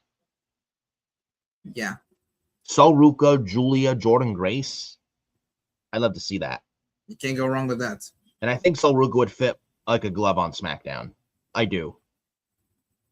So we'll see what happens there. But I think it's inevitable that Zarya turns on Soruka, in my opinion. And Adam Carl here feeling the same way. And we also, another quick thing. We talk about the Raw talk in a little bit in a few moments. Evil from New Japan. He's from New Japan Pro Wrestling. Apparently he's rumored to go to WWE. I could see David Finlay the son of Fit Finlay get signed, and then all the other stuff. Yeah, I see him getting signed. Gabe Kidd, I'm not sure. Maybe Evil, probably this. I don't know. Unless you put him with a faction to lead a faction, maybe like lead Dark State and NXT, which I'm not high on. Other than that, do you see the reason Evil going to WWE? I mean, he's all right. I'm just not very, not really a fan. I mean, he's not bad by any means. I just don't know if he fits. And didn't he used to be with Io Sky? I think he is still with Io. Or did they just separate because they were like far away from each other? I did read that. I think I don't know. I haven't confirmed. There's no confirmation they've split. So they're still together. I don't know, but as far as I'm concerned, too, I haven't heard anything of Tony wanting the guy. As far as I'm concerned, he has had no interest in Evil. It's Tony. I mean, Tony Khan, that is. He has no interest in him. So He's not gonna go to AEW. Honestly, WWE is like the only other place he could go to. I don't see him probably much in WWE. I don't watch New Japan. I've heard of Evil. I haven't watched much of his stuff. But I mean, I guess if you want to bring Evil into WWE, put him on NXT, have him lead Dark State. He could be a good fit there. You know, Dark State really does nothing for me. Unless probably you pair them with a leader and Evil. That's probably what they could use and probably what they need. Because Dark State, I think it's Dion Lennox, Shaquan Sugars, and Cutler James, and gosh, shit, who's the other guy in Dark State? Let me look him up. Let's see. NXT Dark State. Dion Lennox. Osiris Griffin. That's the fourth member of Dark State. Yeah, that's how much I care about Dark State. They suck. They're irrelevant. Maybe Evil could be what they need. Maybe Evil from New Japan coming in. If he comes in, he can elevate them. Exactly. They don't really have a leader. No, there's just four members that like do nothing, and it's like there's no leadership. Like there's no structure in the group whatsoever. They could probably. They need a purpose. What they need is a purpose to exist. I think Evil would fit very nice in Dark State, and it makes sense. Yeah. So we'll see, but those are rumors of Evil coming to WWE. If he does come in, I would say NXT is the likely destination. I would say. Yeah. And yeah, NXT Championship 6-man ladder match qualifying matches are set for next week's NXT as well. I think he got Dion Lennox versus like Miles Bourne. I think Joe Hendry's in one of them. I think. Then there's a third one. Let me think something like that. But oh, and by the way, speaking of Dark State, they defend the NXT tag team titles next week on NXT against Adam Carl's favorite tag team, OTM, the Crime Time 2.0 team. Or actually, no, I can't disrespect Crime Time like that. Shad Gaspard is rolling in his grave being compared to these guys. OTM. Not Jada Parker. She's actually better in OTM. Yeah, Jada Parker is above this group. Oh, but OTM have gotten some shine lately. Give them a chance. They have no charisma. They have no personality. Yeah, and all of a sudden, now OTM's getting an NXT tag team title match next week. Can you imagine if they beat Dark State? I don't think they do, but imagine. Why? Why are they getting a title shot? What have they done?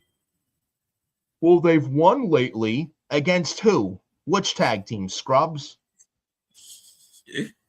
This is the state of the NXT tag team division, folks. It's been fucking shambles. It's legit in shambles. This the is men's why division over in general, outside of like maybe Ricky and Ethan, it's in shambles. Yeah, it's probably the worst division ever, and that I've ever seen. This is why they could use someone like Private Party whenever their AEW deals are up. This is why the Rascals should have went to NXT instead of AEW. Now you see why. I mean, they can use Trey Miguel now. Right. They can use him. Yeah. But Dark State and OTM. Yeah, Dark State are going to retain. Yeah, there's no doubt in my mind. I would be shocked if Dark State dropped those titles next week to OTM. I just don't see it. I don't see it whatsoever. Yeah. Oh, and never again compare OTM to Crime Time. Never again. Okay. I mean, they're a Team Crime Time, but people compare them to Crime Time, but they're not even close to the charisma that Shad and JTG had back in the day. Yeah, they're not even close to the performers that Shad and JTG were. Yeah. Shad and JTG, if Shad was alive, they would be laughing at OTM's asses. Yeah. Shad, Gaspard, and JTG. Oh my God. Yeah. But we then finally move on to the Monday Night Raw talk. They were in Belfast this past Monday. It wasn't a bad show, but there's just nothing going on right now. I mean, they're going into the Rumble, into Saudi for the Rumble. Usually these Saudi shows, they don't mean anything. It's And usually when WWE goes to the Saudi shows, it feels like they don't want to really do the Saudi shows whenever they go into Saudi shows, when they start building, when the build starts with it. It's just, it feels like they don't want to have anything to do with the Saudi stuff and go into it. It's like they just want to get through and get it out of the way. Like, it's like it feels like they legit want nothing to do with the Saudi stuff, and they just like it feels like they can't wait to. Yeah, they feel like they can't wait to get away from the South, like get out of the Saudi stuff. Like whenever, like it's like they can't wait to get out of a Saudi show. That's what I really feel like. And when they get out of the Saudi show, then that's when business starts picking up. Yeah, it's just a money grab. It's every time they go into a Saudi show, like it just feels lifeless. Like they don't want anything to do with the Saudi show. That's like they don't really want anything to do with putting in an effort. And the Saudi shows mean. Like they want nothing to do with putting in an effort going to a Saudi show. And the Saudi shows don't mean anything anyway. That's what it feels like. Yeah, I mean, there's been some good Saudi shows. There's been some good. But most of the time, it just feels like, they just want to get in, they get the paycheck because they're getting paid handsomely. And then, then immediately they go to the plane to go back to Connecticut. Yeah. Go back to Stanford. So, but this one, this is a bigger event, a bigger Saudi event than usual because it's the Royal Rumble. Yeah. So, and the Rumble sells itself anyway. You're building towards it. And just last week on SmackDown, not last night, but the SmackDown last week, they were starting to announce people declaring themselves to the Rumble. They could have done this earlier this month, but they decided the middle of this month. I don't know why. Don't ask me why, but yeah, there we are with that. It's just, I don't know if it's a Saudi thing. It's just I don't think they really want to do this Rumble thing in Saudi. It would be better if the Rumble was somewhere in the States, honestly. Yeah. But they just don't want to put effort with going into a Saudi show. It's like they don't even want to be there for a Saudi thing. They just can't wait to get out of the Saudi shit. And get out of the Saudi show. It's like, that's what it feels like. Get in and get out. And it feels like with the build as well. If this was like Rumble in the States, if this was the Rumble not in Saudi, like say Chicago or anywhere in the United States, honestly, I really think it would be a lot better and much better off. I think it would be much, much better if it was the Rumble build to somewhere the Rumble in the United States and not in Saudi. That's how I personally feel. That's just my personal opinion. Yeah, it does feel hollow. The Rumble sells itself anyway, but just, they feel hollow. They're just now announcing entries to the Rumble. You've just seen, on Raw alone, we saw entries for the Women's Rumble. Rhea Ripley, Io Sky, Roxanne Perez, Liv Morgan, Raquel Rodriguez, Bayley, Lyra Valkyria. Yep. So they're just building to the Rumble now. And I think we saw some participants on SmackDown. We did. We had for the announcement. I think on the men's side as well, on Raw, Gunther. He does declare for the Royal Rumble. Yeah, Gunther's in it. Cody Rhodes, Jey Uso. No Jimmy Uso. He's been absent lately, actually, as Jimmy.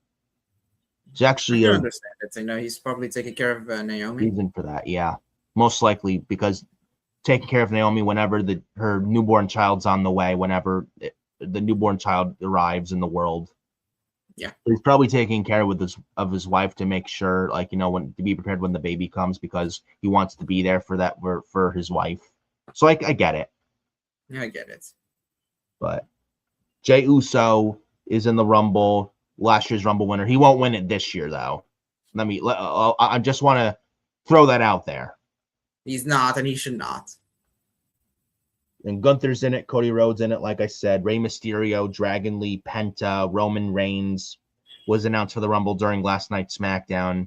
There's rumors going around he's the betting odds favorite to win, or it's like him and Braun Breaker. They rarely. I don't trust the betting. According to Sean Ross Sapp and my bookie, that Roman's the betting on favorite. No one knows who's winning the Rumble. No one knows the Mania plans, except for two people, Triple H and Nick Khan. Nobody else knows the WrestleMania plans this year. But yeah, CM Punk was the betting gods to win the Rumble in 24 and 25, and he didn't even win either.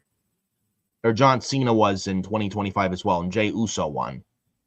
Yeah, Punk, he made it to the final 2 years ago, and he lost to Cody.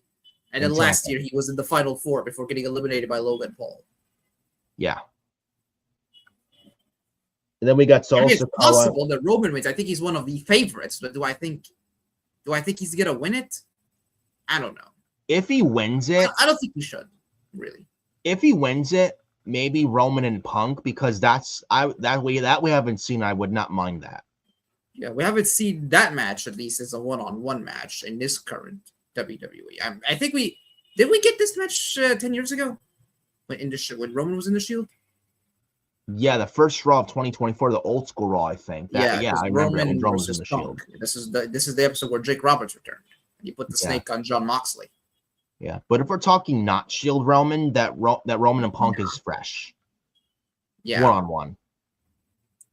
And now Roman at War Games last November said to Punk that he helped Punk up and shook hands and said to Punk, "I respect you." And then Roman turned to Cody, "Cody, I don't want to team with you anymore." So, and Punk and Roman, they did face off a year ago. Not in a one-on-one match, but they have that history. They do. Last year's WrestleMania with Rollins. Yeah. You could circle back to Roman versus Punk, but this time it's a one-on-one match. And Probably. if Rollins is back in time for WrestleMania, you could do Rollins versus Bron Breakker in a non-title match. Yeah. And resolve the Vision storyline. Yeah, I think it all depends on Seth's injury if he's back in time by Mania. And Seth and Breakker makes so much sense because Seth got kicked out of his own group. Does Roman win the Rumble, or does Bron Breakker win the Rumble and get Punk again, but then Seth is back in time by Mania and it's a triple threat at WrestleMania for the world title with Punk, Breakker, and Seth? I don't know. But then what do you do with Roman? It all depends if Rollins is back in time for Mania, because if he is, then he can insert himself into the world heavyweight title seat again. Or maybe, if he doesn't challenge for the world title, you do him and Bron Breakker. If he's not back in time for Mania, if he doesn't have a match on the show, then I would have Bron Breakker win the Rumble, and he faces Punk in a rematch. Yeah, but it just seems like a holding pattern, honestly. At least in the World Heavyweight title scene, the WWE title scene, I think Drew, he goes into Mania as the WWE champion.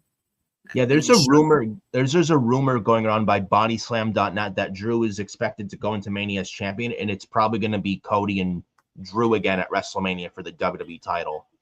And apparently there's another report, might as well say this now, that Cody and Roman, there were some, listen to this, some in WWE that thought Roman and Cody at this year's Mania was the way to go. And apparently Triple H it's reportedly scrapped that plan, threw it in the bin, and that's apparently it looks like that's scrapped. It's coming from the Observer. I would take it. I don't know. I'm not sure if I would probably take Meltzer with a grain of salt. He usually gets more times wrong than right. I mean, we don't know what's going on. Nobody knows what's going on. Like, the dirt sheets know nothing. Let's put it that way. The dirt sheets don't know a damn thing. And the creative team and Nick Khan. Yeah, Triple H and Nick Khan and the creative team there.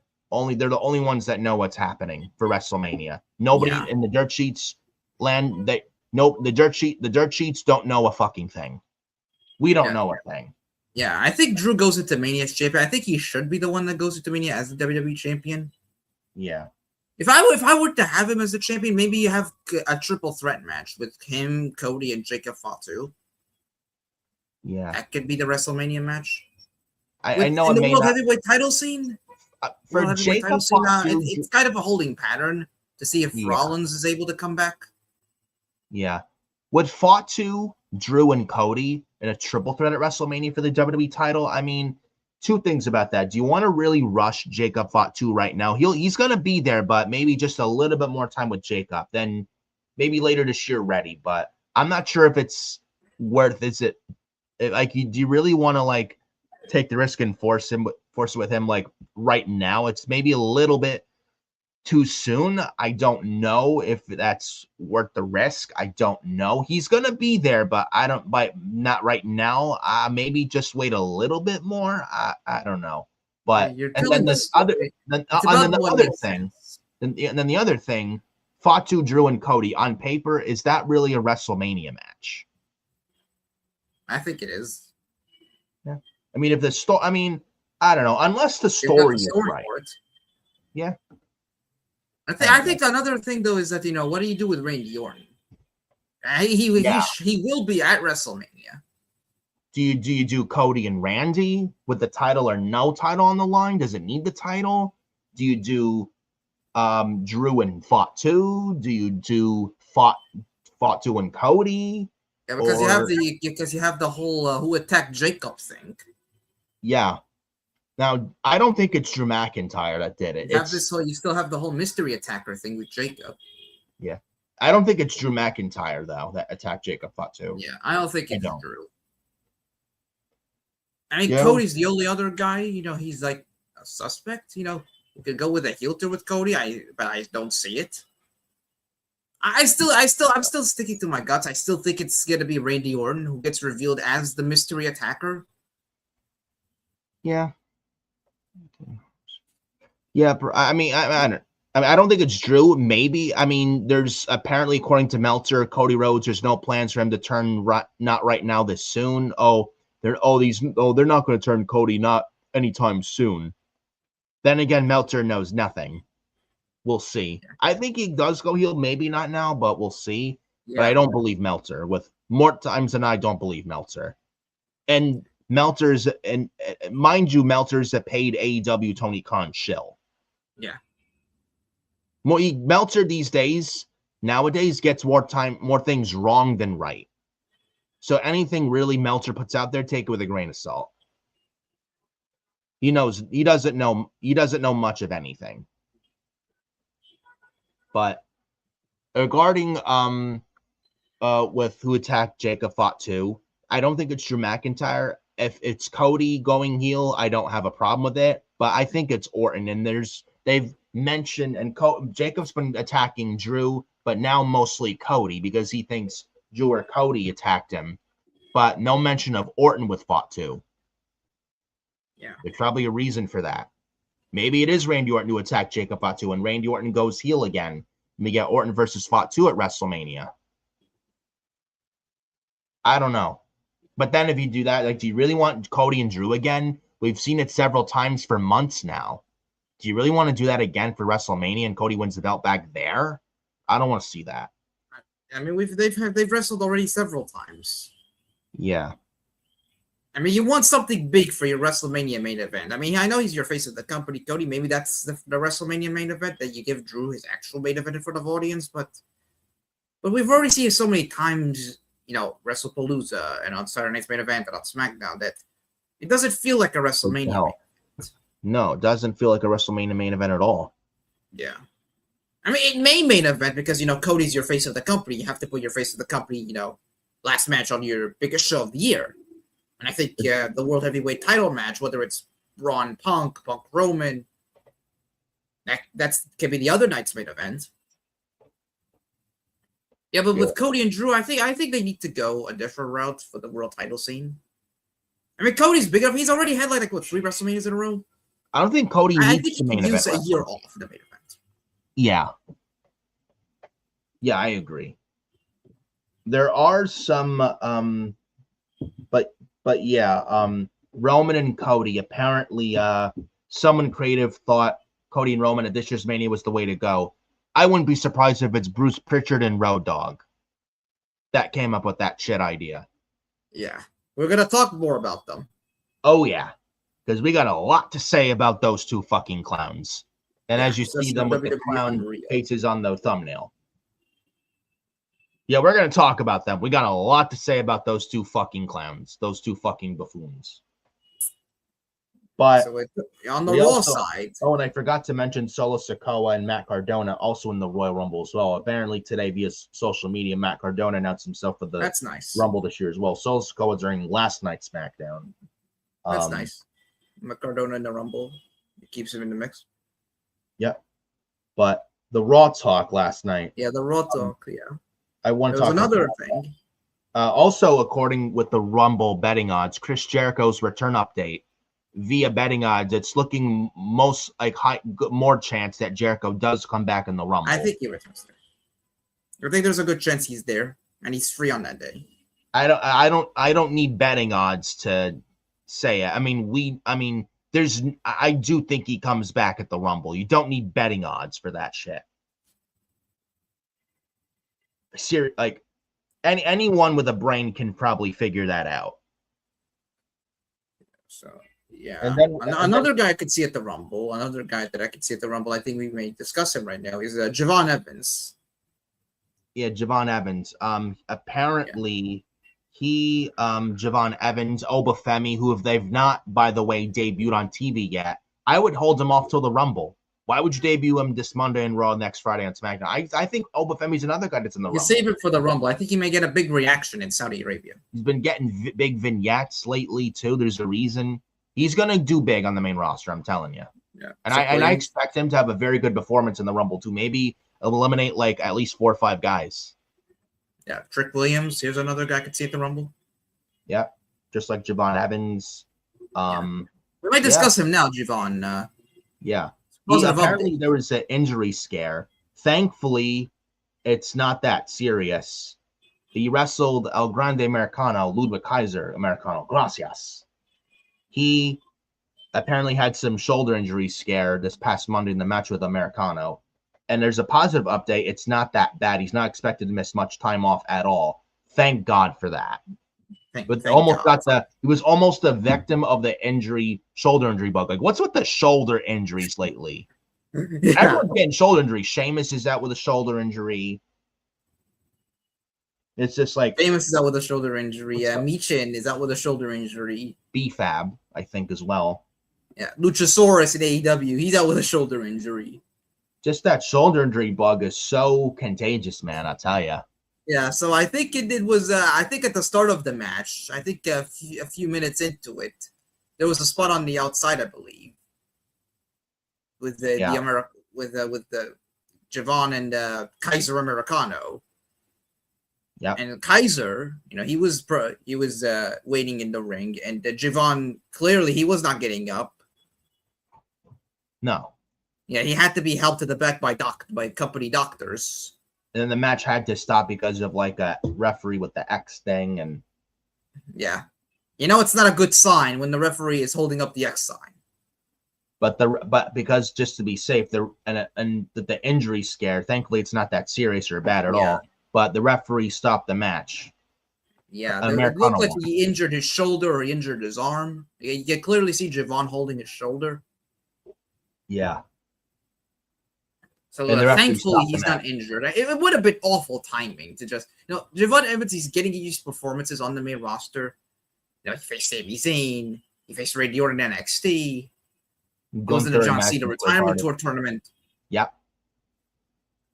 He just debuted on Raw. He just got called up this year. It would have been disastrous timing for him to get hurt this quickly, especially around the time of the Royal Rumble. Yeah. That wasn't planned for him to get hurt. Yeah. So, thankfully, he's not going to miss too much time. I do expect them to take him off of the shows until at least the Royal Rumble. Yeah. Yeah. Yeah. You don't want to rush him. I mean, he's fine, but, it was scary that there was a possibility of an injury. So, he may hold him off until the Rumble. He can make his appearance there, his return. Yeah. I think that's probably smart, but I mean, it's just, I'm glad Javon Evans is not that hurt because it could have it could have been much worse, that injury. So that was big time lucky right there. I'm glad the guy's okay, but I think, talked about this last night watching SmackDown last night. Carmelo Hayes does one of his finishers, the nothing but net, right? Off diving move. He's doing more now, the code breaker. When he does it, makes it look like a very devastating move, and it actually works for him, and he does it so good. I'm even going to go far and say, no disrespect to Chris Jericho by any means. Nowadays, I mean, it was younger Jericho Codebreaker and today's Carmelo Hayes Codebreaker. It would be a debate which Codebreaker is better from which guy. But we're talking today's Chris Jericho and current Carmelo Hayes. I think Carmelo Hayes does the Codebreaker better these days than Chris Jericho. He does it quicker, he does it faster. And the way he does it, man, looks like a devastating fucking move to take, man. Yeah. Especially when he fought Ilya Dragunov last night in a U.S. title open challenge, the way Dragunov sold it. Javon Evans, he can take a similar approach to Carmelo Hayes. I know, and yeah, he's 21 years old, but he does a lot of bouncy OG cutter.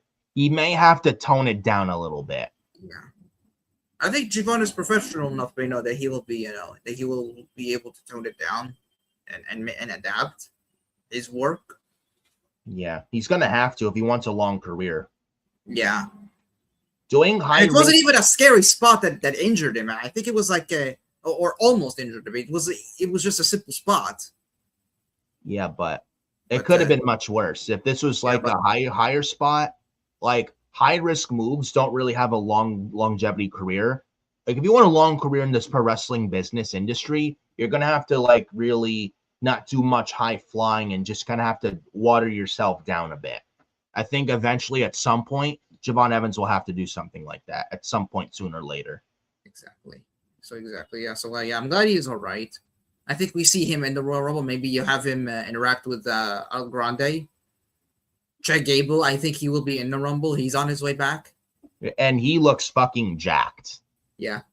You can have Gable and Kaiser, interact in the Rumble. And you finish off the El Grande Americano stuff. And I could see Chad Gable versus Americano at WrestleMania, and they finished that story there. And Americano unmasks Ludwig Kaiser. Yeah. Where the Americano stuff should end at WrestleMania this year. It should. So, again, I'm glad Javon Evans is okay, and he got so lucky. This could have ended much more worse than it was. So, and I would say, save him for, hold him off TV until the Rumble, and so you don't risk further injury. I think that would be the safe approach. Yeah. But we also got, with Chris Jericho, his upcoming Fozzy tour amid the WWE return rumors. I think there's some Fozzy tour in February or some shit. I think he still returns at the Rumble, but I think Jericho is like an attraction deal. He doesn't need to be there every week. Yeah. Don't you think? He doesn't need to be on the shows weekly. He's the guy you keep a deal, but almost like the CM Punk deal. He's not there every week, and when he's on there, it matters. Yeah. And Jericho, you don't need to have on TV every week. 55-year-old Chris Jericho don't need to have every single week. And you want to make him feel special. Like you do CM Punk feel special. He's not there every week. And when he does show up, you're happy to see him. I think the same thing should apply with Chris Jericho. I think that's most likely going to be the case with him coming back. Return rumors to WWE, but especially with this Fozzy tour, I think part-time, like a special attraction deal, is not a bad idea for Jericho. And I think that's most likely not the contract Jericho's going to have since he's coming back soon to WWE. I really think that. Yeah.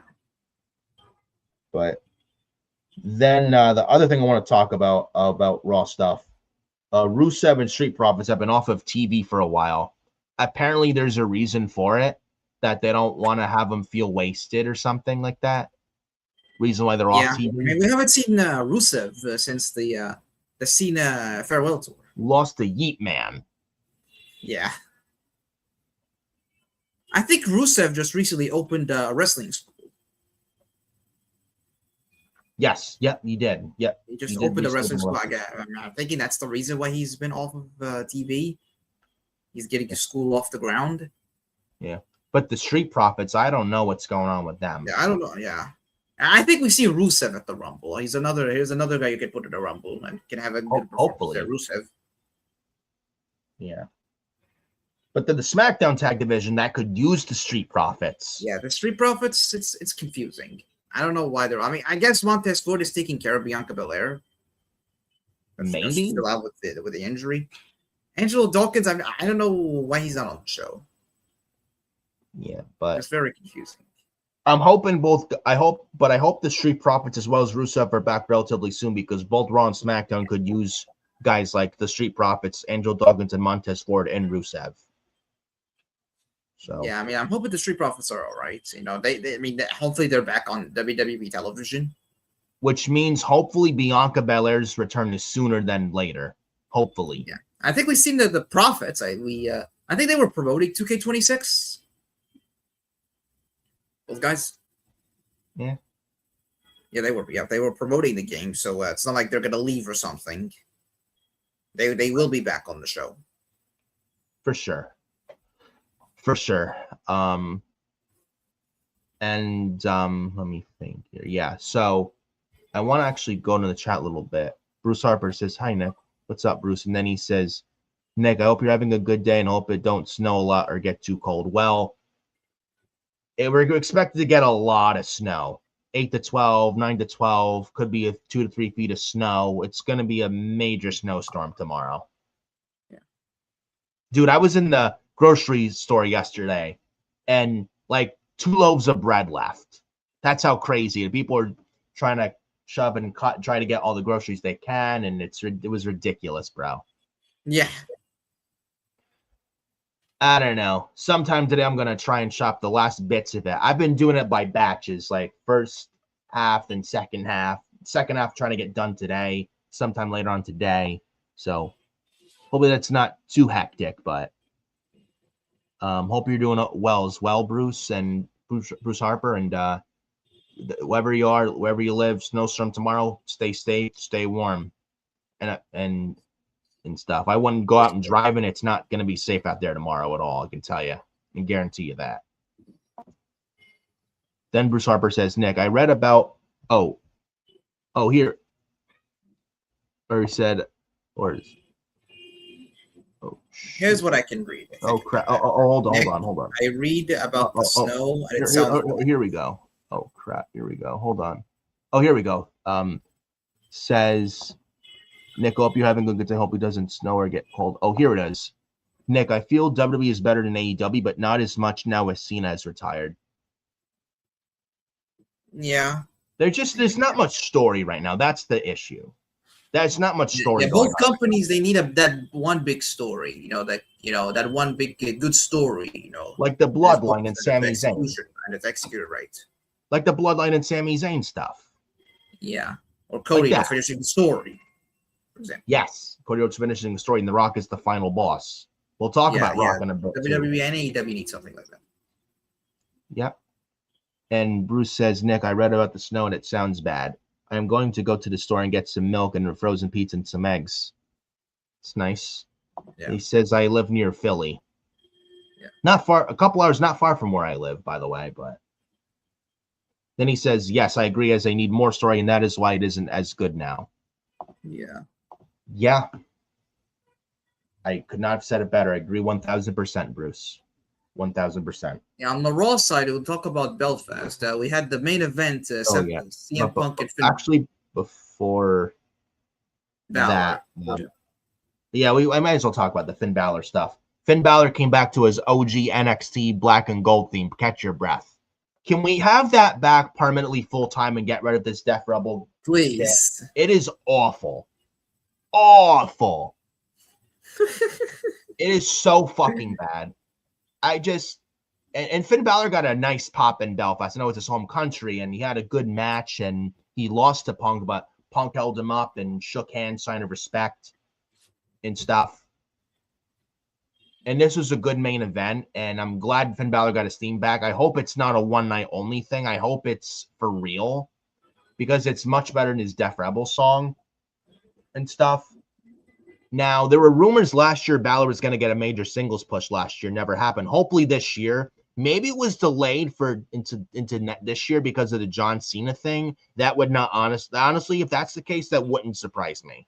Because I guess everyone will be talking about John Cena's tour and stuff more than anything. But that's just my conspiracy theory right there. But with Finn Bálor, with his NXT OG black and gold theme back and stuff and having a good match a good main event world title match with Punk this past Monday in Belfast. I will say this, and I'm sure you can attest and agree to this. Finn Bálor needs to be out of the Judgment Day and as a babyface and on his own. I would just kill the Judgment Day altogether. The group is dead. Outside of Liv Morgan, Roxanne Perez, and Raquel Rodriguez. And then there's Dominic. They're the ones Mysterio. who are basically keeping this group together. And Dominic Mysterio, yes, but he's injured right now. Hopefully not for long with a shoulder injury. And JD McDonough's out too. Might as well just end the group, honestly. And Finn Balor's been a heel since 2022. He's been a heel for 4 years. I think it's time that you turn him face again. I think people are ready to embrace a babyface Finn Bálor again. And Balor going back to his roots when he was the Demon, and when he was like his time in NXT when he had the black vest and when he was the Demon / the Demon King, especially his time in NXT when he was like the John Cena in NXT in like 2015, 2016, and then when he went back to NXT in like late 2019, going into 2020 during the pandemic, stuff like that. I think it's time with Finn Bálor to go back to those roots, and I think it's time to turn him face again because I think people are ready to embrace that face Finn Bálor again. Yeah. And he's done everything he could as a heel. I think it's time. He's pretty much elevated the Judgment Day. Yeah. There's nothing left for him to do with the Judgment Day as a heel. Yeah. JD McDonough. Yep. Now, Finn Bálor, and they've been teasing Bálor out of Judgment Day, teasing tension in Judgment Day for months. Especially Bálor and Dominic teasing tension for months.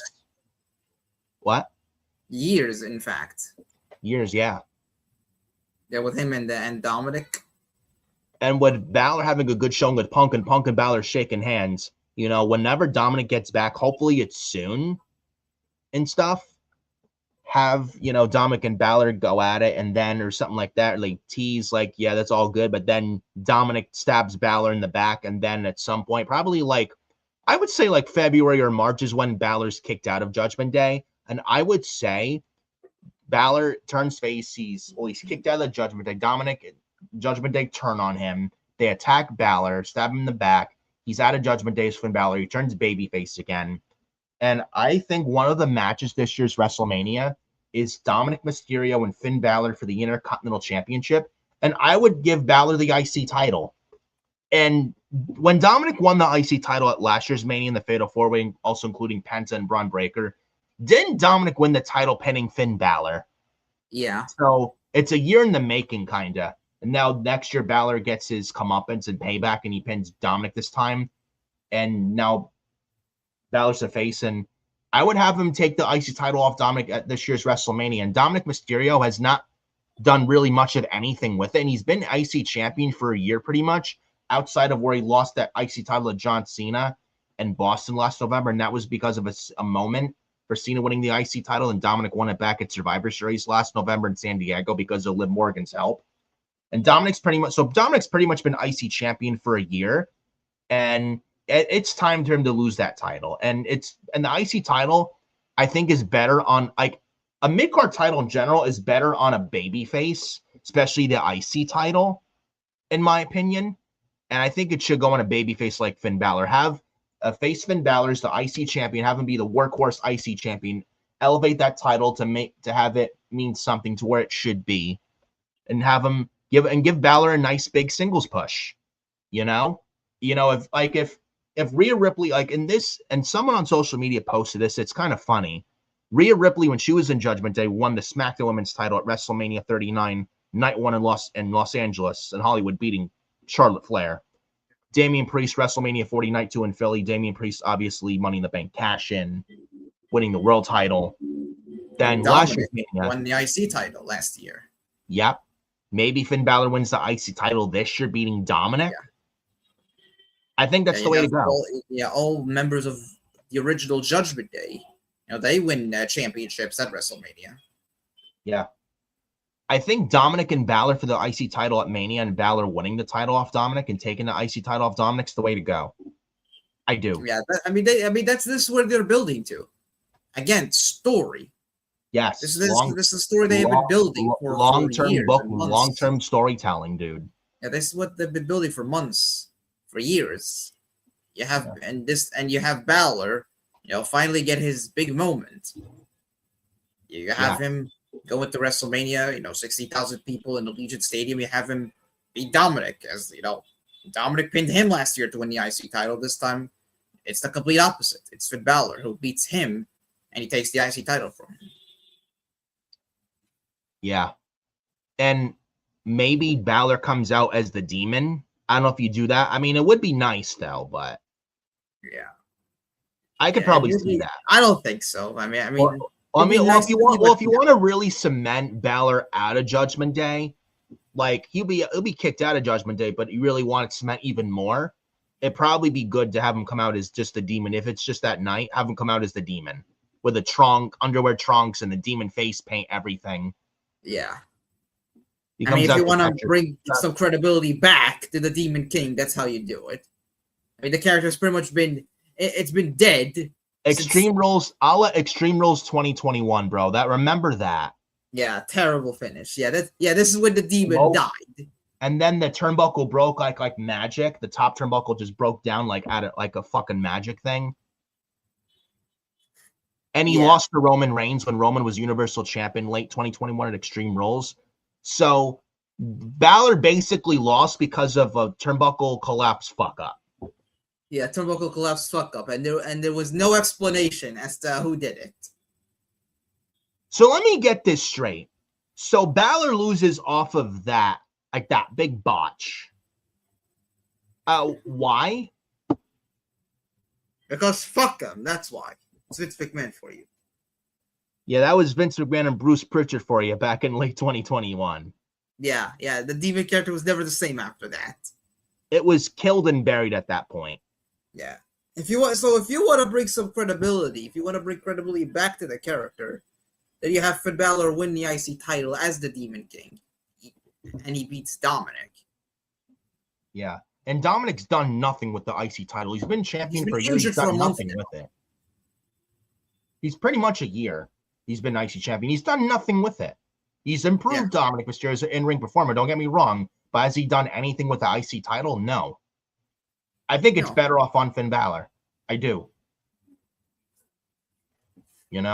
That's just my opinion. And I think it's inevitable Finn Balor's out of Judgment Day. The group is pretty much dead. Bálor will be fine as a face on his own. Dominic will be fine on his own. Roxanne will be fine. Liv will be fine. Raquel will be fine. JD McDonough is the one I'm concerned about. I don't see him going anywhere on his own. He's injured now, but if they end the Judgment Day, I don't see JD McDonough really going much of anywhere on his own. I think he's better. Odd man out of this group. Yeah, odd man out. He's better like in a faction, a heel faction. He's pretty much like the odd man out. Because, what do you do with him if he's not with Bálor and if he's not with the Judgment Day? Yeah. Like he'll just get floundered. He'll just flounder, get lost in the shuffle, unless you have him with a heel faction. That's the only way he'll be all right. But I mean, and I think we did talk about this the other day. Actually, if they end the Judgment Day, I don't know if they have a draft or a transfer window this year after WrestleMania. They should. They didn't have one at all last year in 2025. If they do a draft or a transfer window following this year's WrestleMania, dude, I would say this. If they really want a big heel faction, like say on SmackDown, maybe led by Drew McIntyre, the big heel faction on SmackDown led by Drew McIntyre, and JD McDonough is one of the members, and maybe after, say, El Grande Americano / Ludwig Kaiser loses the mask to Chad Gable at this year's Mania, if that's a direction, and Kaiser loses and he unmasks along with Pete Dunne and Tyler Bate, what about moving Ludwig Kaiser, Pete Dunne, and Tyler Bate to SmackDown, as well as JD McDonough, and you put McDonough, Kaiser, Dunne, and Bate, all with Drew McIntyre in a big heel UK-like faction on SmackDown, United Kingdom-like heel faction on SmackDown, led by Drew McIntyre. That's a great idea. Because I can't see McDonough doing anything on his own. Kaiser will do fine on his own. I mean, Dunne and Bate, good tag team, good singles guys as well, but I actually kind of like the idea of a big heel faction on SmackDown, United Kingdom like faction. McIntyre, Kaiser, Dunn, Bate, and McDonough. Yeah, McDonough, Bate, Dunn, Bate, Kaiser, McDonough, and McIntyre. I think it could work. I like to see that. We haven't seen a European group since. And that would be like the Imperium. And that would probably be the anchor that the WWE and that SmackDown and that WWE probably needs. It's something different. That's probably like we talk about. It's like if you want my honest opinion, WWE is better under the hands of Triple H than it ever was under Vince. It's true. It's not worse under Triple H than under Vince. Like anyone who says it's worse under Triple H and better with Vince is a fucking moron, and you need mental fucking help. And you clearly have mental issues. Anyone who thinks that.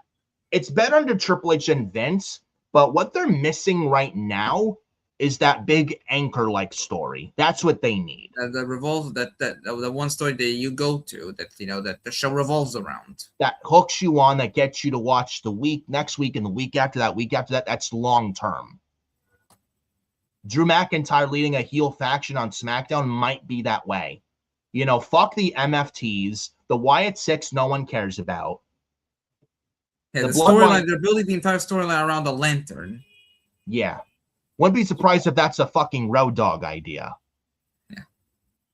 We'll talk about him in a while. Trust us, but yeah, Drew McIntyre leading his own heel faction on SmackDown might be the way to go. If you want that story, that may be it. That could probably work. So yeah.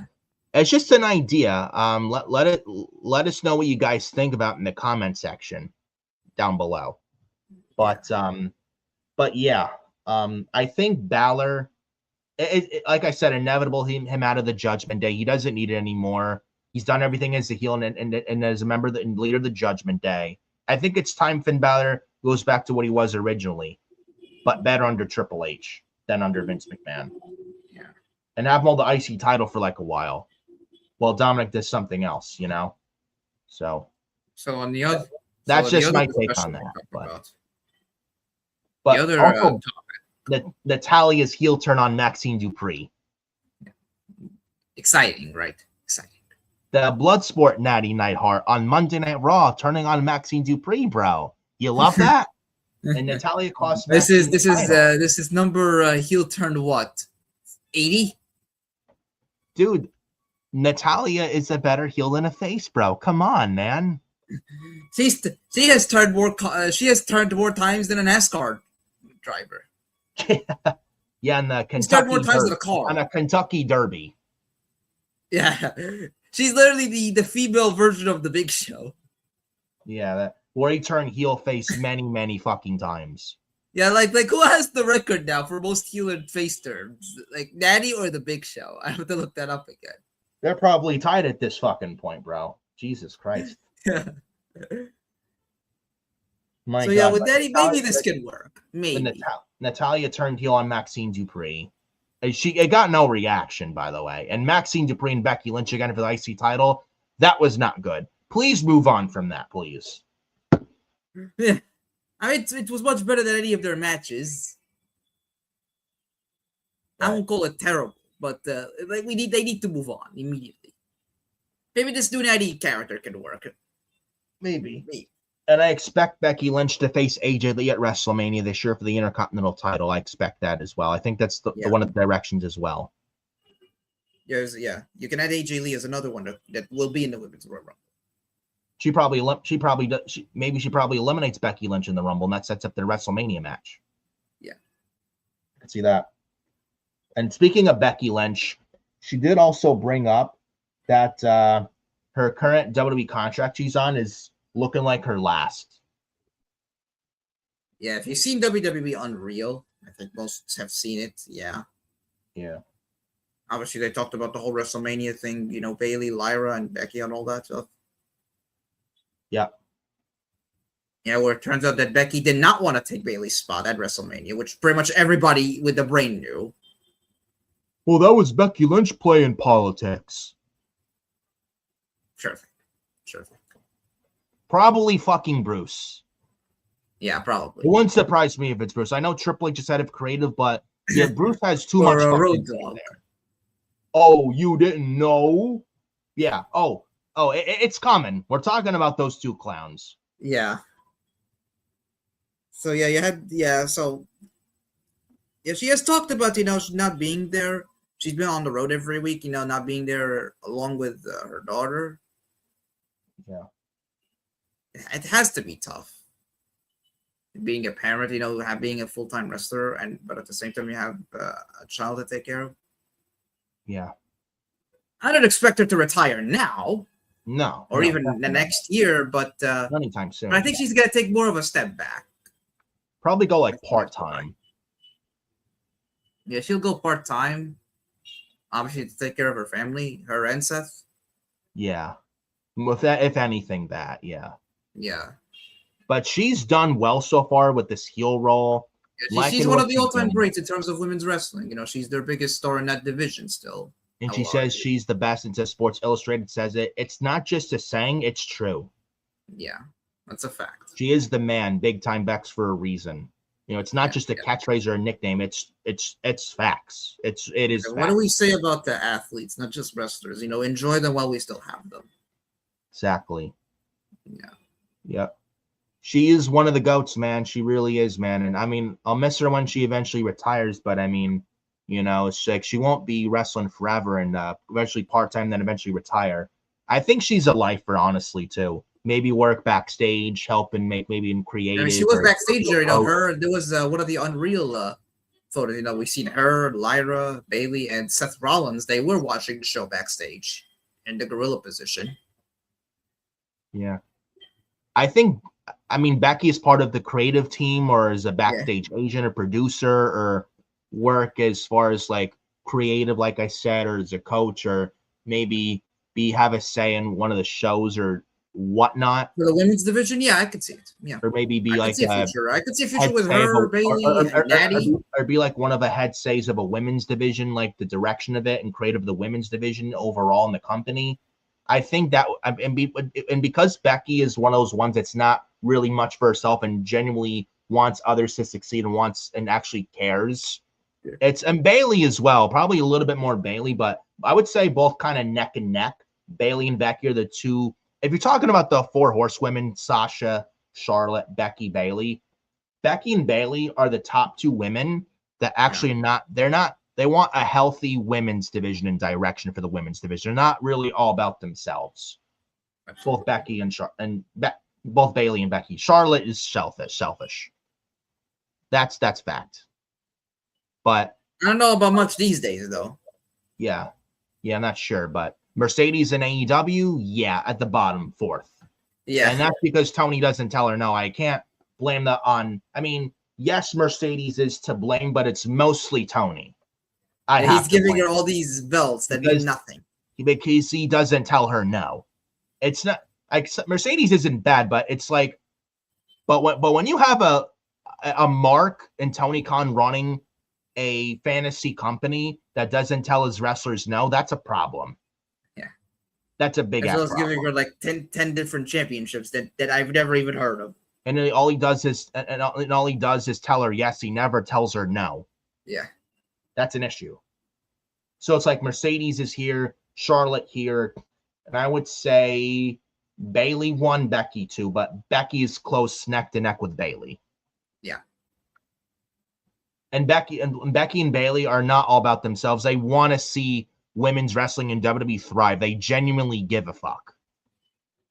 And I could see them both when they were, and I think Bailey's a lifer too. I could see them both when both Bailey and Becky both stop wrestling, like overall, in general, as a whole. I think they will have a role backstage.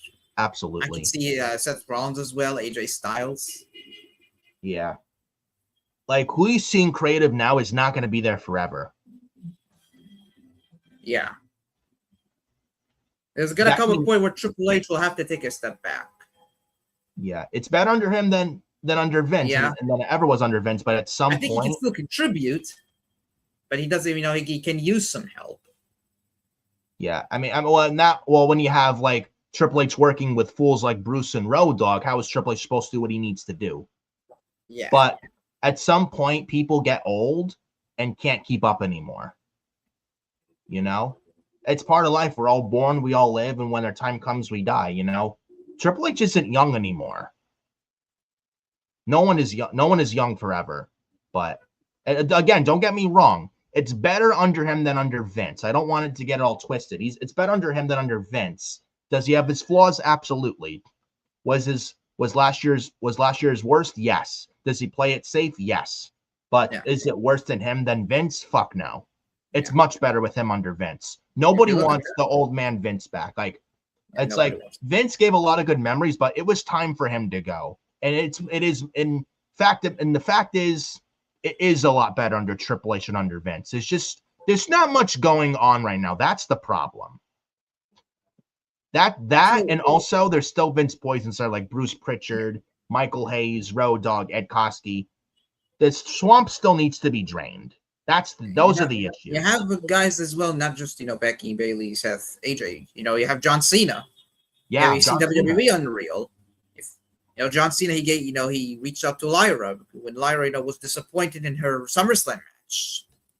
Yeah, you could see she was crying backstage. And I was there live for the SummerSlam. And I was there live for the 2-night SummerSlam. That match was disappointing.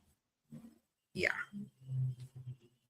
And Lyra was beating herself up because she cares. And Cena tried reasoning with her, and Cena really took her under his wing. So John Cena's another one, yeah. CM Punk, when he eventually, I think that's at least a couple years Punk wrestles, then he retires. CM Punk's another guy, maybe work NXT, maybe run NXT when Shawn Michaels can't do it anymore. I could see CM Punk running NXT. Yeah. Cody Rhodes he was an EVP in AEW. So yeah. Those are our takes on that. So it's enjoy them while they're still wrestling right now, because they're not going to wrestle forever. Like Cody, Punk, Roman, Seth, Becky, Bailey, etc. Enjoy them while they're still here now. So you can't take it for granted. So enjoy every moment while they're here still wrestling at this time. But speaking let's talk about speaking of WWE Unreal. And speaking of Triple H, Logan Paul mentioned Triple H is head of creative. He said something about Triple H or something. Let me pull it up real quick. He said something about Triple H. If I can find it, here we go.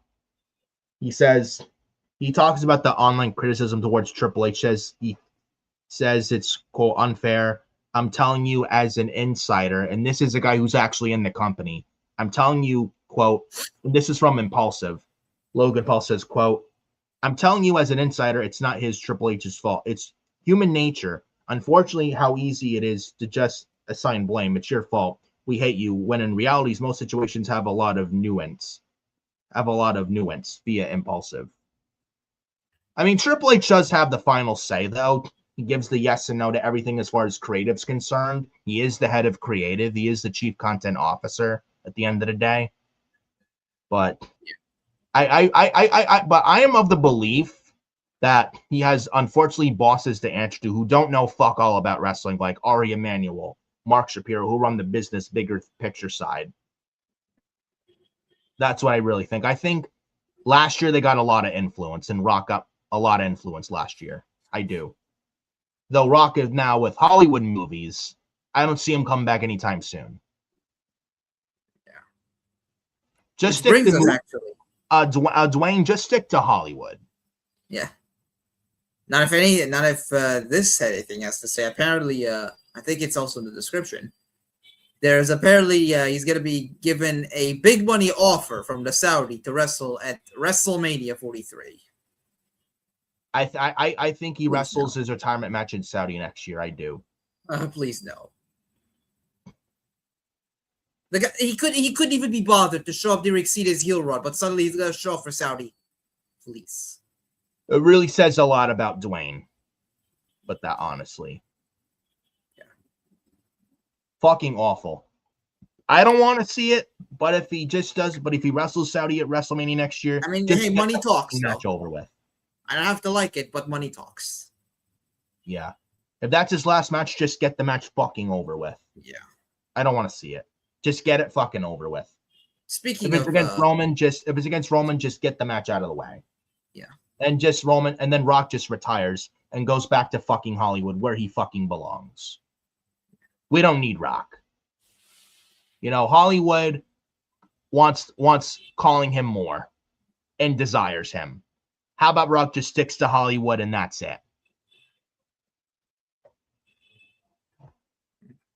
But the Logan Paul Triple H thing, like I said, I think like there's those like Ari Shapiro, the business side of things. He could just do whatever the hell he wants. I mean, honestly, he shouldn't really do whatever the hell he wants. You know, he has people to answer to it. He's got a main roster audience that he had, which is a different one than the one he had in NXT. So he has to obviously, you know, change and be different. But he also has people above him that he answers to, like a TKO. Yeah. Which, by the way, the company didn't need to be sold to TKO and Endeavor. And Vince sold the company to his friend Ari to try and get Ultimate Power. It was never about selling that company. They didn't need to be sold.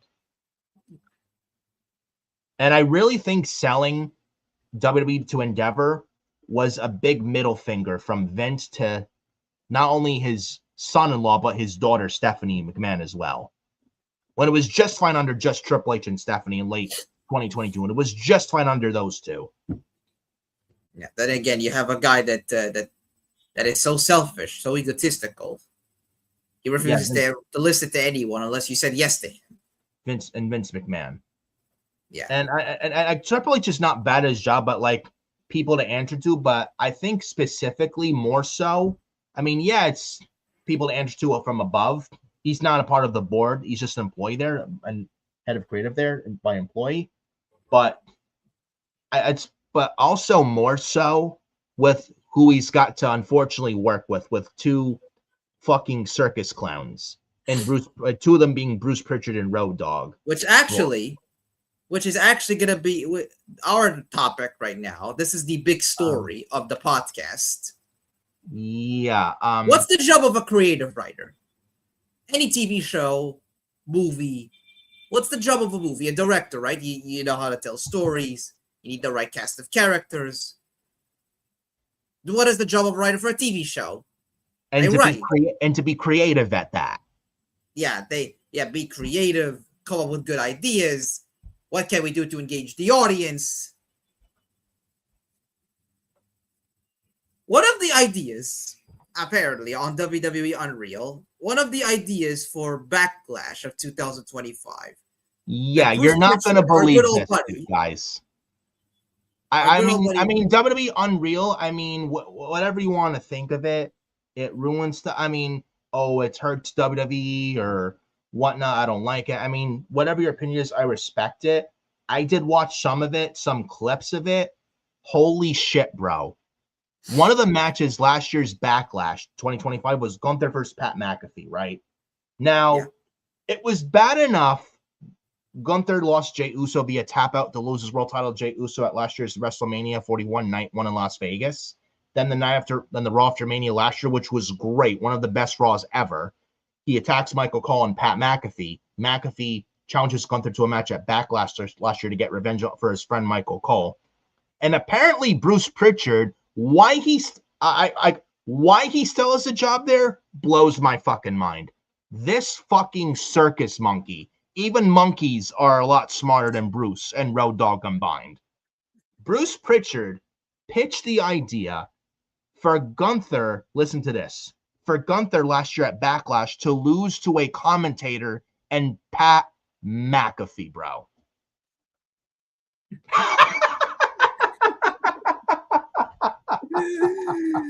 Oh my God. Oh my God. Oh my, Gunther losing to Pat McAfee, bro. Get the fuck out of here. Why the fuck would you think this is a good idea? And then Triple H had to step in.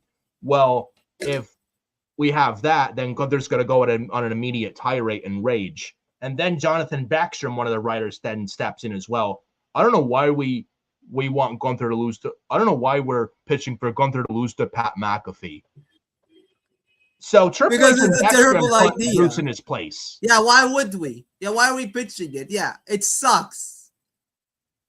Fucking like that should not even be a thought in creative or in a boardroom. If one of your brilliant ideas is for Gunther to lose to a goddamn commentator, you should be nowhere near a creative team or a wrestling company, and you should be up for immediate, and I mean immediate, termination. That is a fucking awful idea. God awful. Why would you have Gunther lose to Pat McAfee? It's Why already would you bad enough even you come lost. up with that idea? Typed up in 2 seconds, the Yeet Man. Yeah, not even 2 seconds. And he lost to Jey Uso for the world title at WrestleMania the month prior. You're gonna have him lose to a commentator? That would have fucking buried Gunther at Backlash. Had he lost a commentator and Pat McAfee, that would have buried Gunther. I would have buried him for the rest of his career. There would have been no coming back from that. Like, are you kidding me? You pitched for Gunther to lose to Pat McAfee.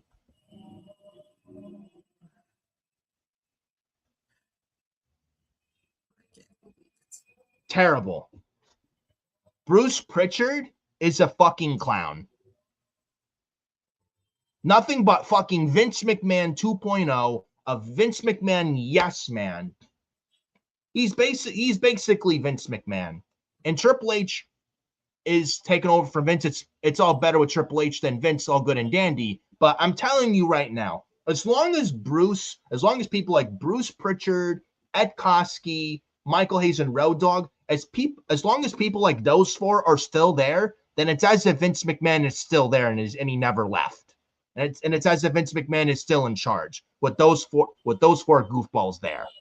If they're there in any which way. Those four clowns. This is the same guy that was involved in the New Generation era. He had some great ideas, such as Mentar, God, Duke the Dumpster Drozy, Isaac Yankum, Bastian Booger. Like what? Like why is he back? Like why is he in charge of creative? Like why is he being allowed to pitch ideas? He has way too much say, bro. Bruce is the third most powerful man in WWE, not named Vince McMahon. He's got to go. God. You want WWE to be where they need to be? You get rid of Bruce, you get rid of Road Dogg, you get rid of Ed Koskey, and you get rid of Michael Hayes. What an awful idea! What a terrible idea! And it's as if Triple H it's as if Triple H has fools to work with, and he's working with fools. What would this be the equivalent of? Gunther losing to Pat McAfee. What would this be the equivalent of? That would be the equivalent of Undertaker losing a one-on-one match to Jim Ross. That would never fucking happen, ever. Literally. Jim Ross wasn't even an athlete like Pat McAfee was. I mean, Pat McAfee was like a football player. Jim Ross is what? Just a commentator? Yeah. This is like Big Show losing to fucking Kalisto or Rey Mysterio. That's not. At least Rey Mysterio could fucking wrestle. At least Rey Mysterio could fucking wrestle. This will be the equivalent of Big Show losing to Michael Cole in a match. Like, that's not believable. And Bruce Pritchard's excuse, well, Gunther beating Pat McAfee is too predictable. It's too predictable. Too predictable. Oh, God. Oh, God. Oh, it's too predictable. Who gives a fuck? Yeah. It's the outcome that makes sense. You fucking idiot. Predictable is not always bad. On no planet should Gunther lose to a guy who rarely wrestles. Pat McAfee wrestles what? Once a year? Once every 3 years? Yeah, McAfee beating Gunther. What does it do for Gunther? What does it do for McAfee? It does nothing. Absolutely nothing for anybody. Does nothing for McAfee. Does nothing for Gunther. So why the fuck would you have an idea of Gunther losing to Pat McAfee? That is a terrible fucking idea. Terrible. That should be nowhere near a thought. That should not even be a thought.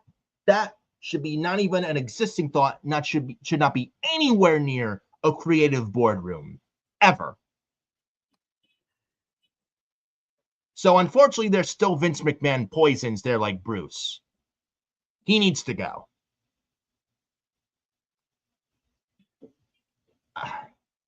It just Speaking of somebody that needs to go. Yeah, I can't, like, why would you have an idea of going to lose to McAfee? Why? And Matt, and fortunately, Bruce didn't get his way. Good. And then another clown. Oh, D-O-double-G. Oh, you didn't know? The Road Dogg. Your ass better call somebody. Yeah. I wish someone would call you so to say you're fired. Road Dogg was last year appointed a co-lead writer for SmackDown last year? Yeah. Oh, we'll give Road Dogg a chance. He was head writer for SmackDown from 2016 to 2019, and Vince McMahon fired him from SmackDown Creative in 2019. I see why. Yeah. I see why. Wasn't Road Dogg the same fucking guy who booked Jinder Mahal or had pitched for Jinder Mahal as WWE champion on SmackDown in 2017? That guy. Yeah, Jinder Mahal, one of the worst world champions ever outside of the Great Khali. Jinder's 6-month reign of terror, man. Beat Nakamura twice, beat Nakamura at SummerSlam, beat Nakamura at Hell in a Cell clean, buried Shinsuke Nakamura. Shinsuke has still not recovered from that. Had an awful rivalry with Randy Orton. Then the Punjabi Prison, where the Great Khali came out at Battleground 2017, helped Jinder beat Orton in the Punjabi Prison. And he couldn't beat guys like Mojo Rawley, Sami Zayn, and Luke Harper and Ty Dillinger on the SmackDown roster at the time in 2017 clean. And then Jinder lost the title to AJ Styles in London on SmackDown November 2017, a few weeks before that year's Survivor Series, because Jinder simply couldn't cut it anymore. And they took the title off him, gave it to AJ Styles. And then they were going to do Jinder versus Lesnar at the 2017 Survivor Series, and that match would have fucking bombed. That match is a fucking joke. That would have been one of the worst ever.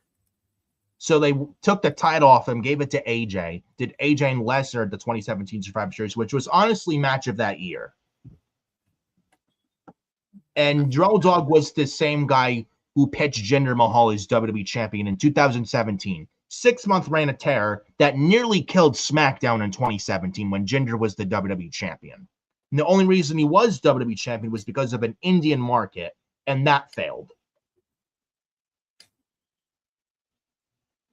And Road Dogg, speaking of him, if you watch WWE Unreal, you remember when Chelsea Green won the women's US title second time beating Julia?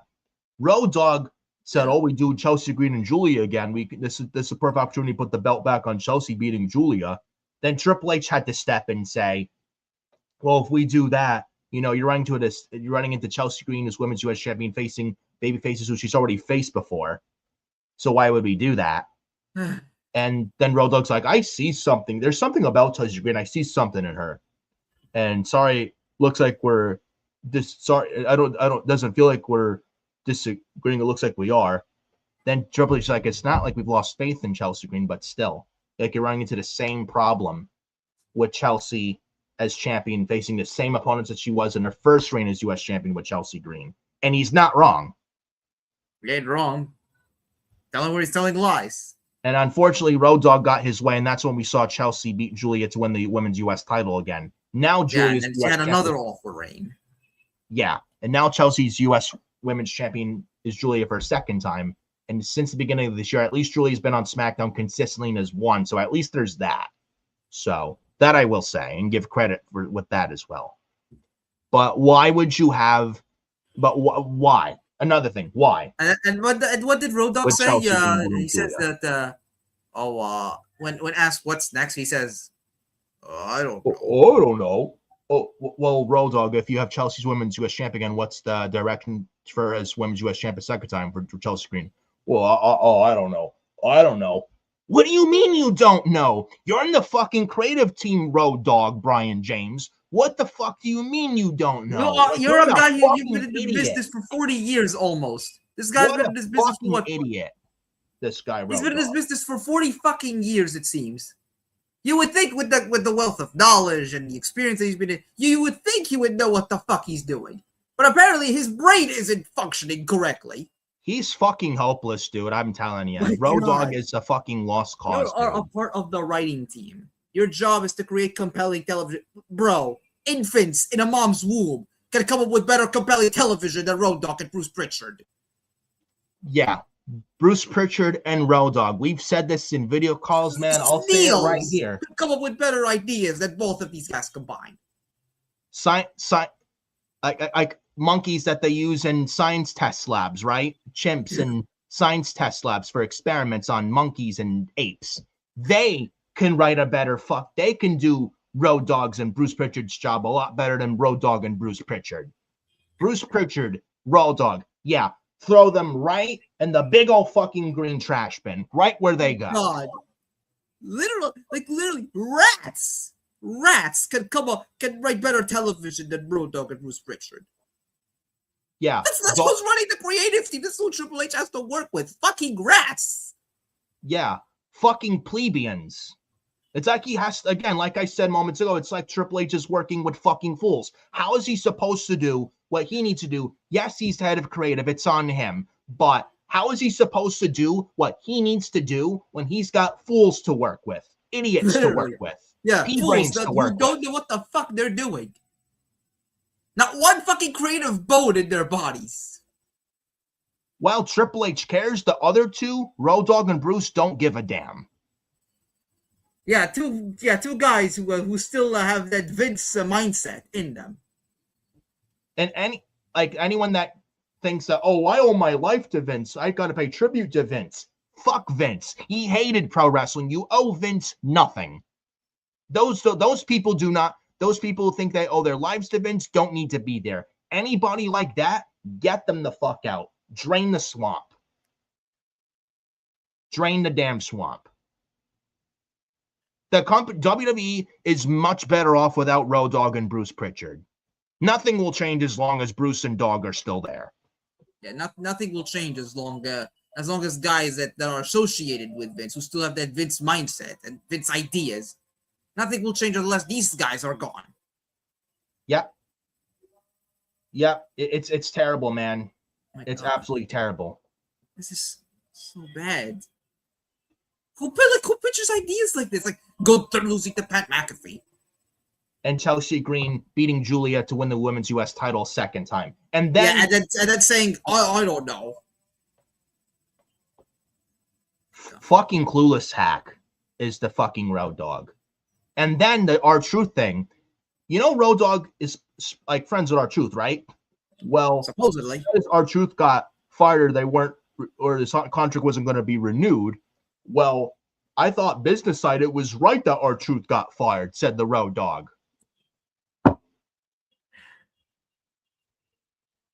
And then speaking of Road Dogg on R-Truth, well, Triple H, I think with R-Truth or Ron Cena versus John Cena Saturday night's main event, John Cena should be afraid of R-Truth or Ron Cena.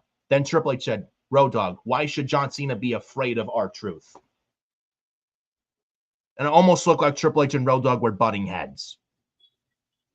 Yeah, Road Dogg, he didn't get his way. Thankfully. I'm sure he cried when he didn't get his way. Why would John Cena be afraid of R-Truth, a comedy character, a comedy act? Why would John Cena, of all people, the face of the company before he retired last month, why would he be afraid of R-Truth? Yeah. Road Dogg. How does this make sense? Road Dogg and Bruce Pritchard, again, throw them right in the fucking bin. Throw them in the bin. Yeah, Road Dogg claims that it made perfect sense to not renew R-Truth's contract last year when expect. You know what makes more sense than letting go of R-Truth? Letting go of Road Dogg. Yeah. Yeah, Road Dogg. This is your friend, supposedly, dog, and here he is, essentially throwing him under the bus. Corporate fucking stooge perfectly describes Road Dogg. a corporate stooge. Get him out.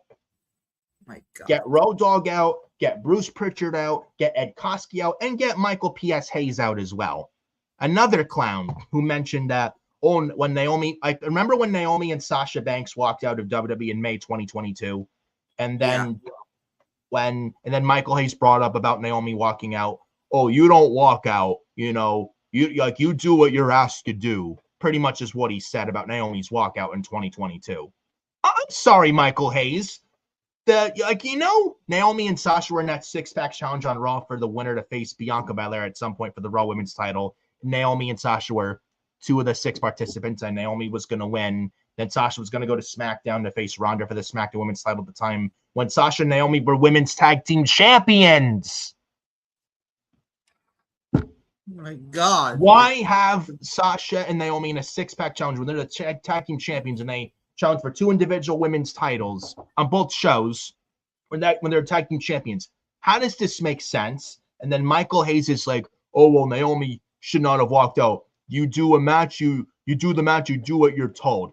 I'm sorry, Rod. A match that doesn't make fucking sense. Yeah. Oh, well, Naomi, you don't walk out. You do what match you're asked to. You do, you asked to do a match, you do the match. I'm sorry, Michael Hayes. How the fuck does it even make sense, number one? And I'm sorry, Michael Hayes. Why would you have Naomi win and face Bianca only for her to lose? I'm sorry that the match was fucking nonsensical to begin with, Michael Hayes, but I don't expect him to know that. It's amazing. These Vince McMahon geeks, these old has-beens, it's amazing how none of these idiots who supposedly should know what they're doing, it's amazing how not a single one of them want to take any sort of accountability for the dumb ideas that they come up with. Yeah. It's amazing. Michael Hayes, Ed Koskey, Road Dogg, Bruce Pritchard. Throw them and in by the the way, Naomi said that she was disrespected backstage. She was talked to badly. She was disrespected.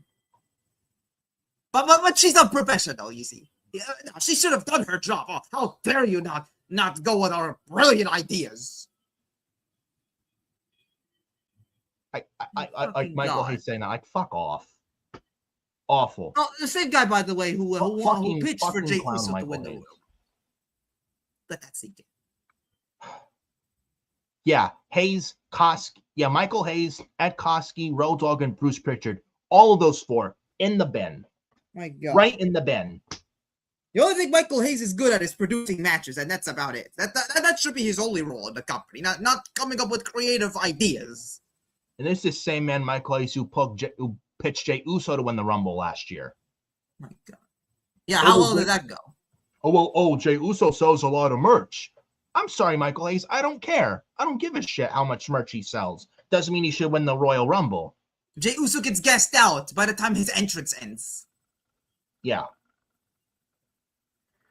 Terrible. The sooner they get rid of Michael Hayes, Road Dogg, Ed Koskey, and Bruce Pritchard, the sooner they get rid of those 4 clowns, the better this company will be, because nothing will change as long as those 4 stooges are still there in any which running way. The creative. This is who Hunter is working with. This is who he has to work around. And you wonder why WWE was not good last year. You wonder why.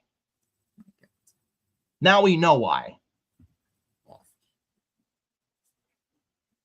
Fucking disgrace. An absolute fucking disgrace. Get rid of Bruce, Dogg, Koskey, and Hayes. Hayes, Koskey, Dogg, and Bruce.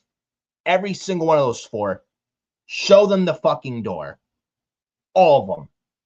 Every single one of them.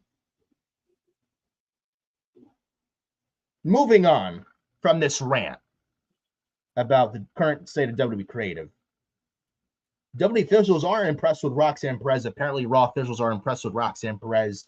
This is not a surprise. I mean, with her stuff with the Judgment Day, I think she'll have a good year this year, I think. Yeah, she's been a workhorse the last couple of months. She's done some really good work. She has. I don't know what you think about the women's world title situation going into WrestleMania. I don't know if Stephanie Becker, if she's good to go, if she makes Mania or not. Does Raquel Rodriguez take the women's world title off her? She's been feuding with Stephanie Becker for the women's world title lately.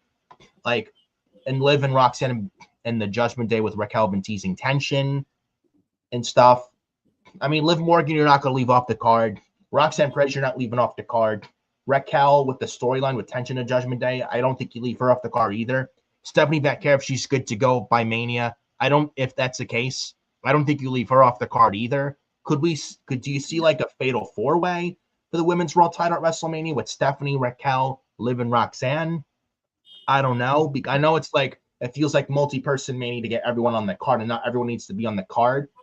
But I don't think you should leave these 4 ladies off the card.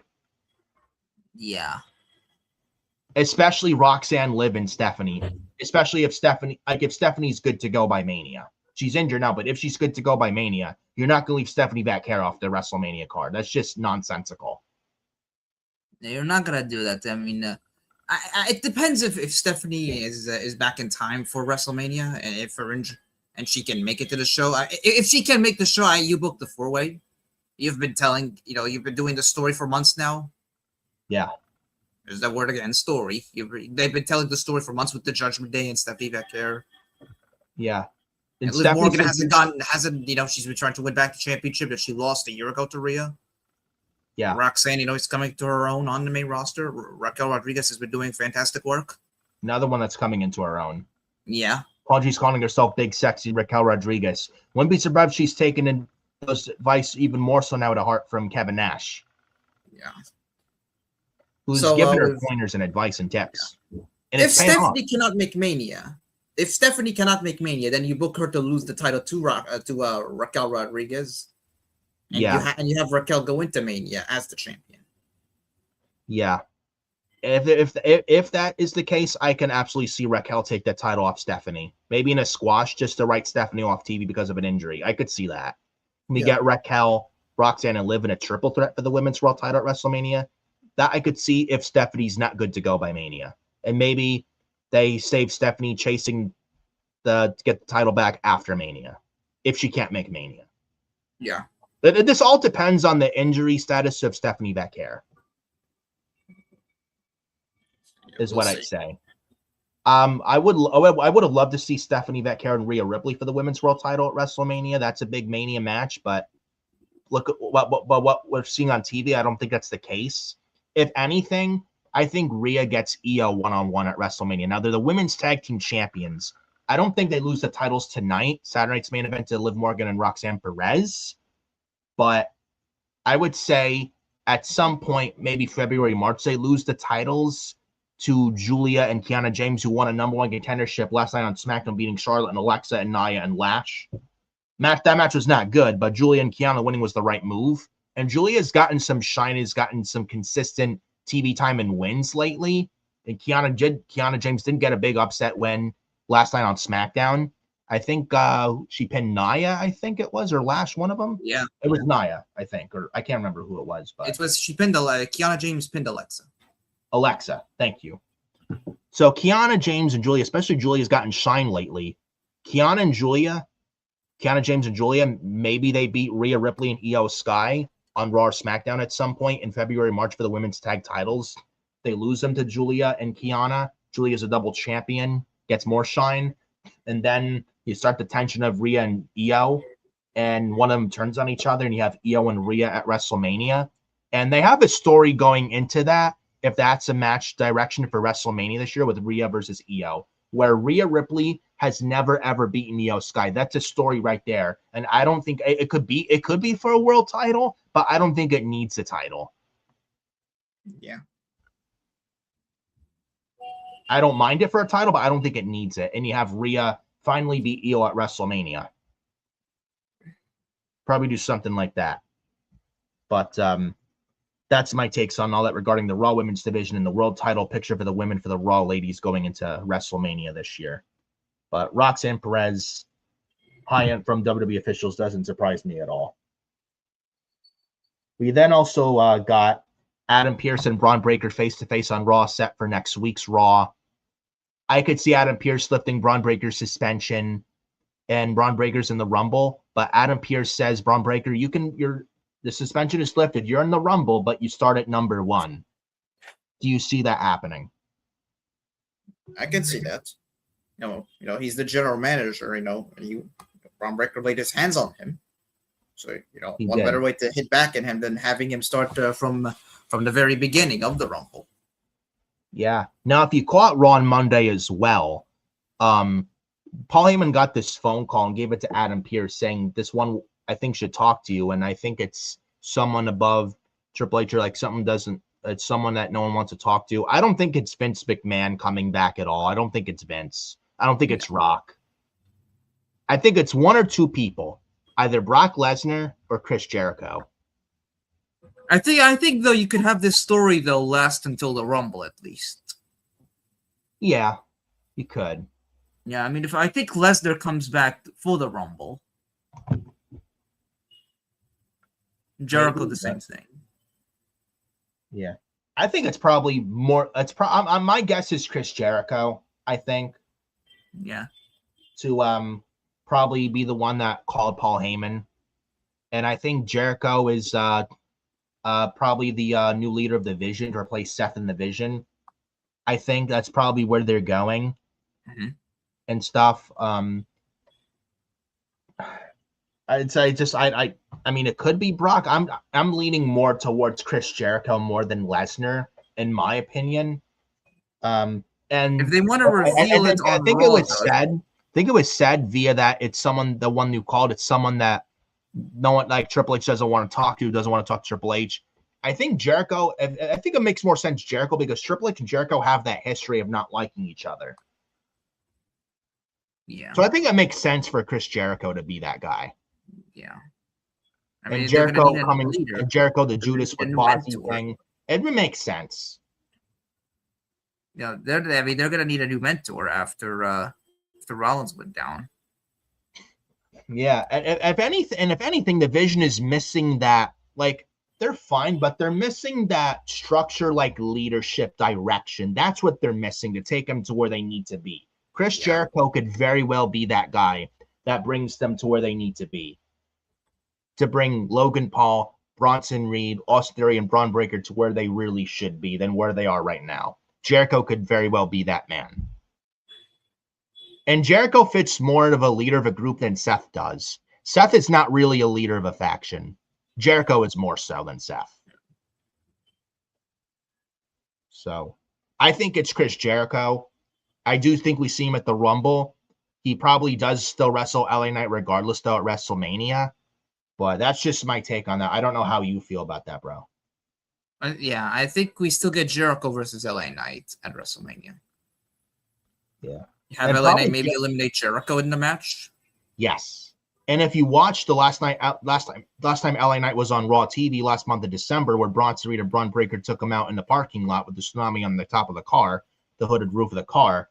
If you watch that, who's to say? Now Jericho was still with AEW contractually in December last month at a time, but they could always play a story where like Jericho secretively like made the decision where he like secretively and quietly, sent Bron Breakker and Bronson Reed. Like he was the one that sent Bron and Bronson to take out LA Knight, and that was because of Jericho. He sent Bron and Bronson to take out LA Knight. Yeah. He could do that. That could work. So I don't know what you guys think about that. That's what I think, and that's what Adam Carl thinks. Let us know what you guys think of that. And that could if it's Chris Jericho and he's a new leader of the Vision, listen, that would be another like anchor story that Raw needs. I'd be all for that, man. I have no issue with that at all. And Jericho operates better Chris Jericho operates better as a heel anyway. So yeah, I hope it's Chris Jericho, but we'll see what happens with that. But I'm liking what they're doing with Bron Breakker with the Adam Pearce stuff.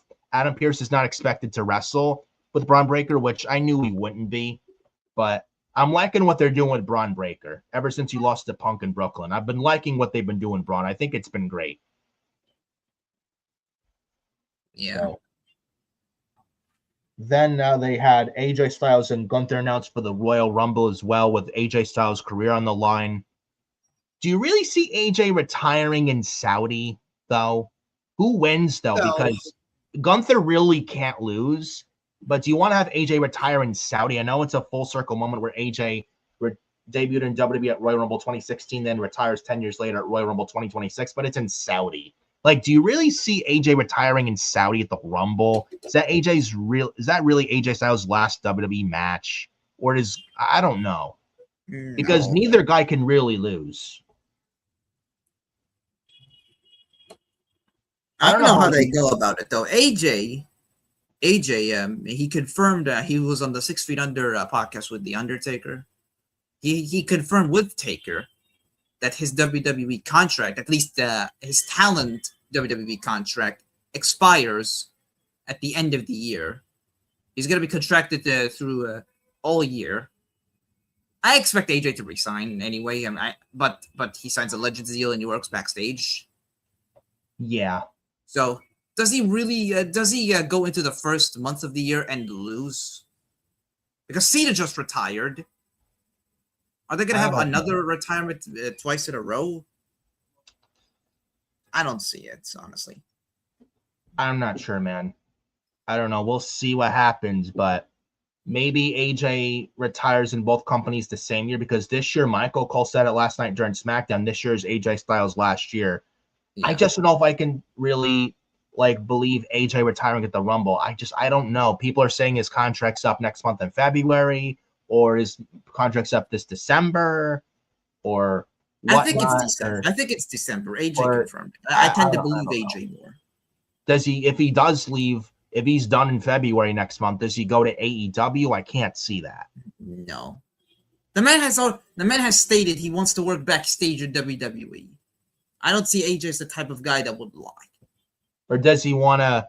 Or does his contract expire next month, and it does expire next month, so he can work with TNA because maybe WWE's not letting him unless he's with NXT? I don't know.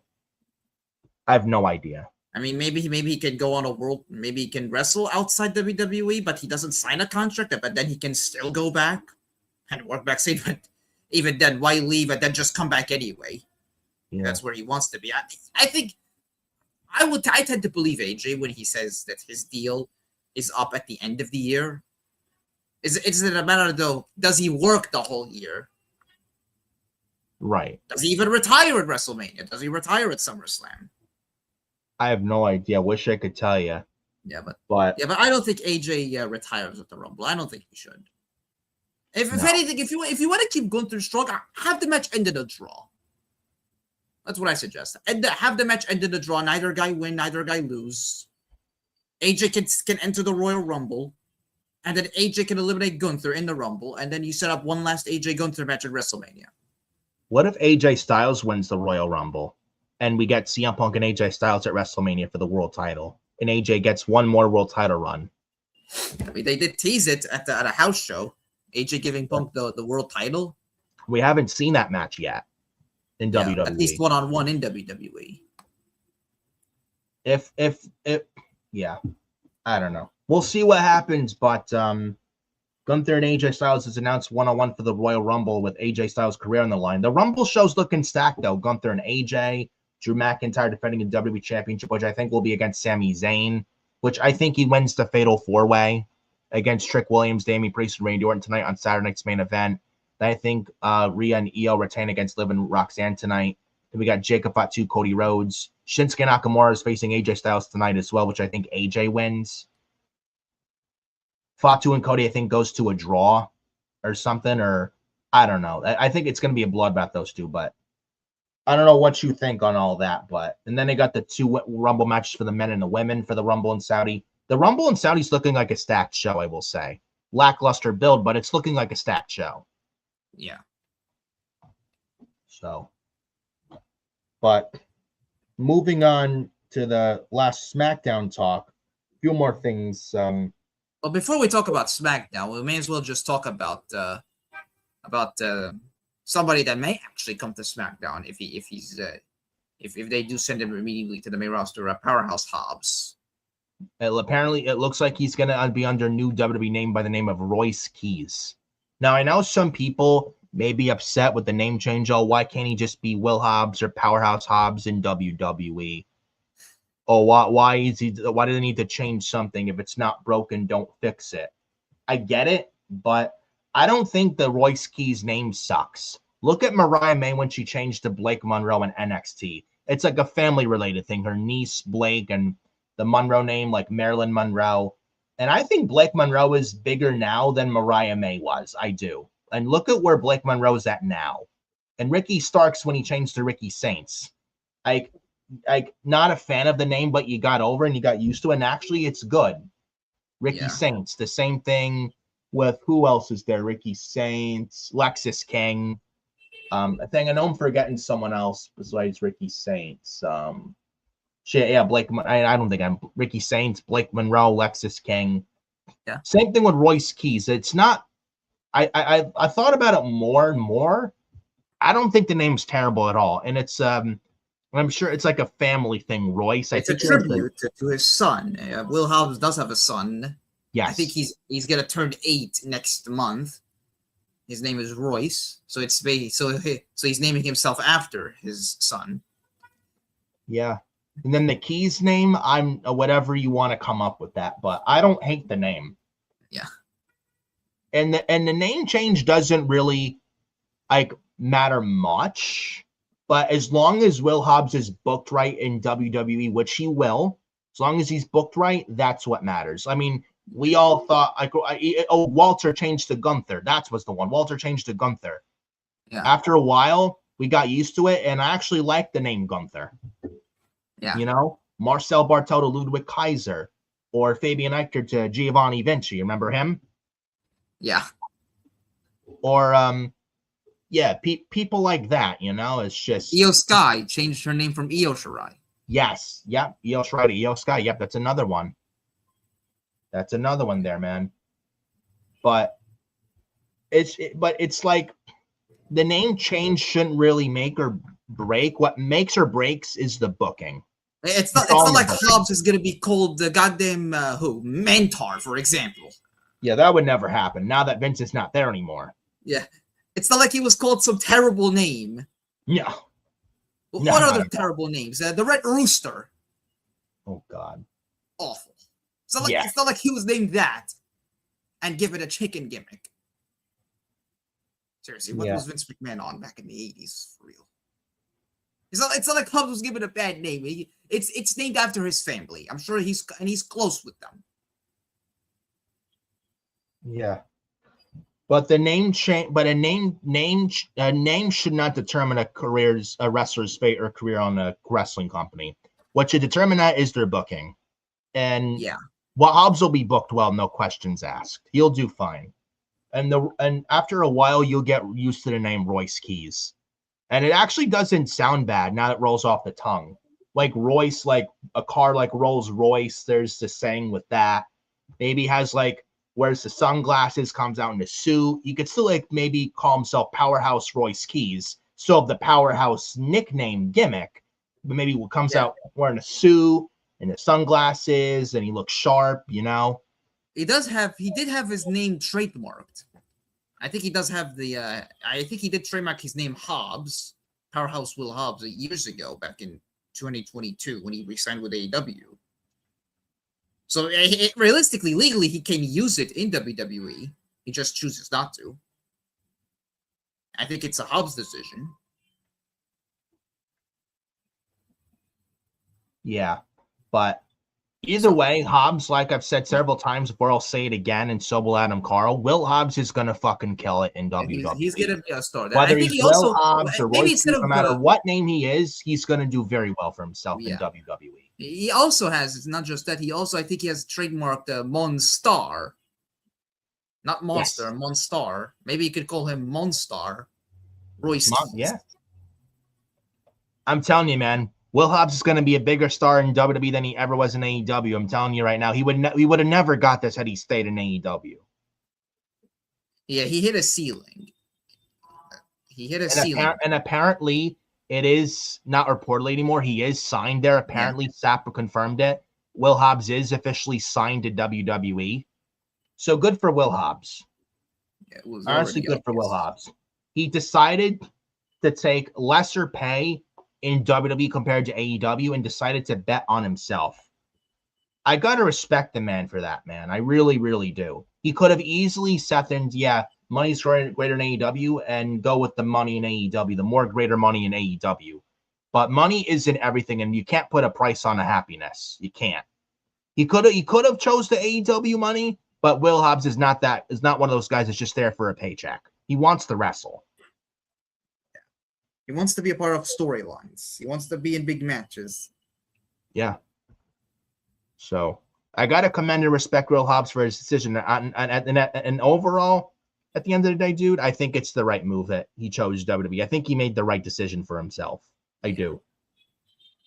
And he needed a nice new fresh coat of paint and change of scenery. So good for Will Hobbs. I hope he does well. I think he will. And I probably don't need to say good luck to Will Hobbs. He's gonna do good. So happy for Will Hobbs that he's officially now signed to the big leagues in WWE.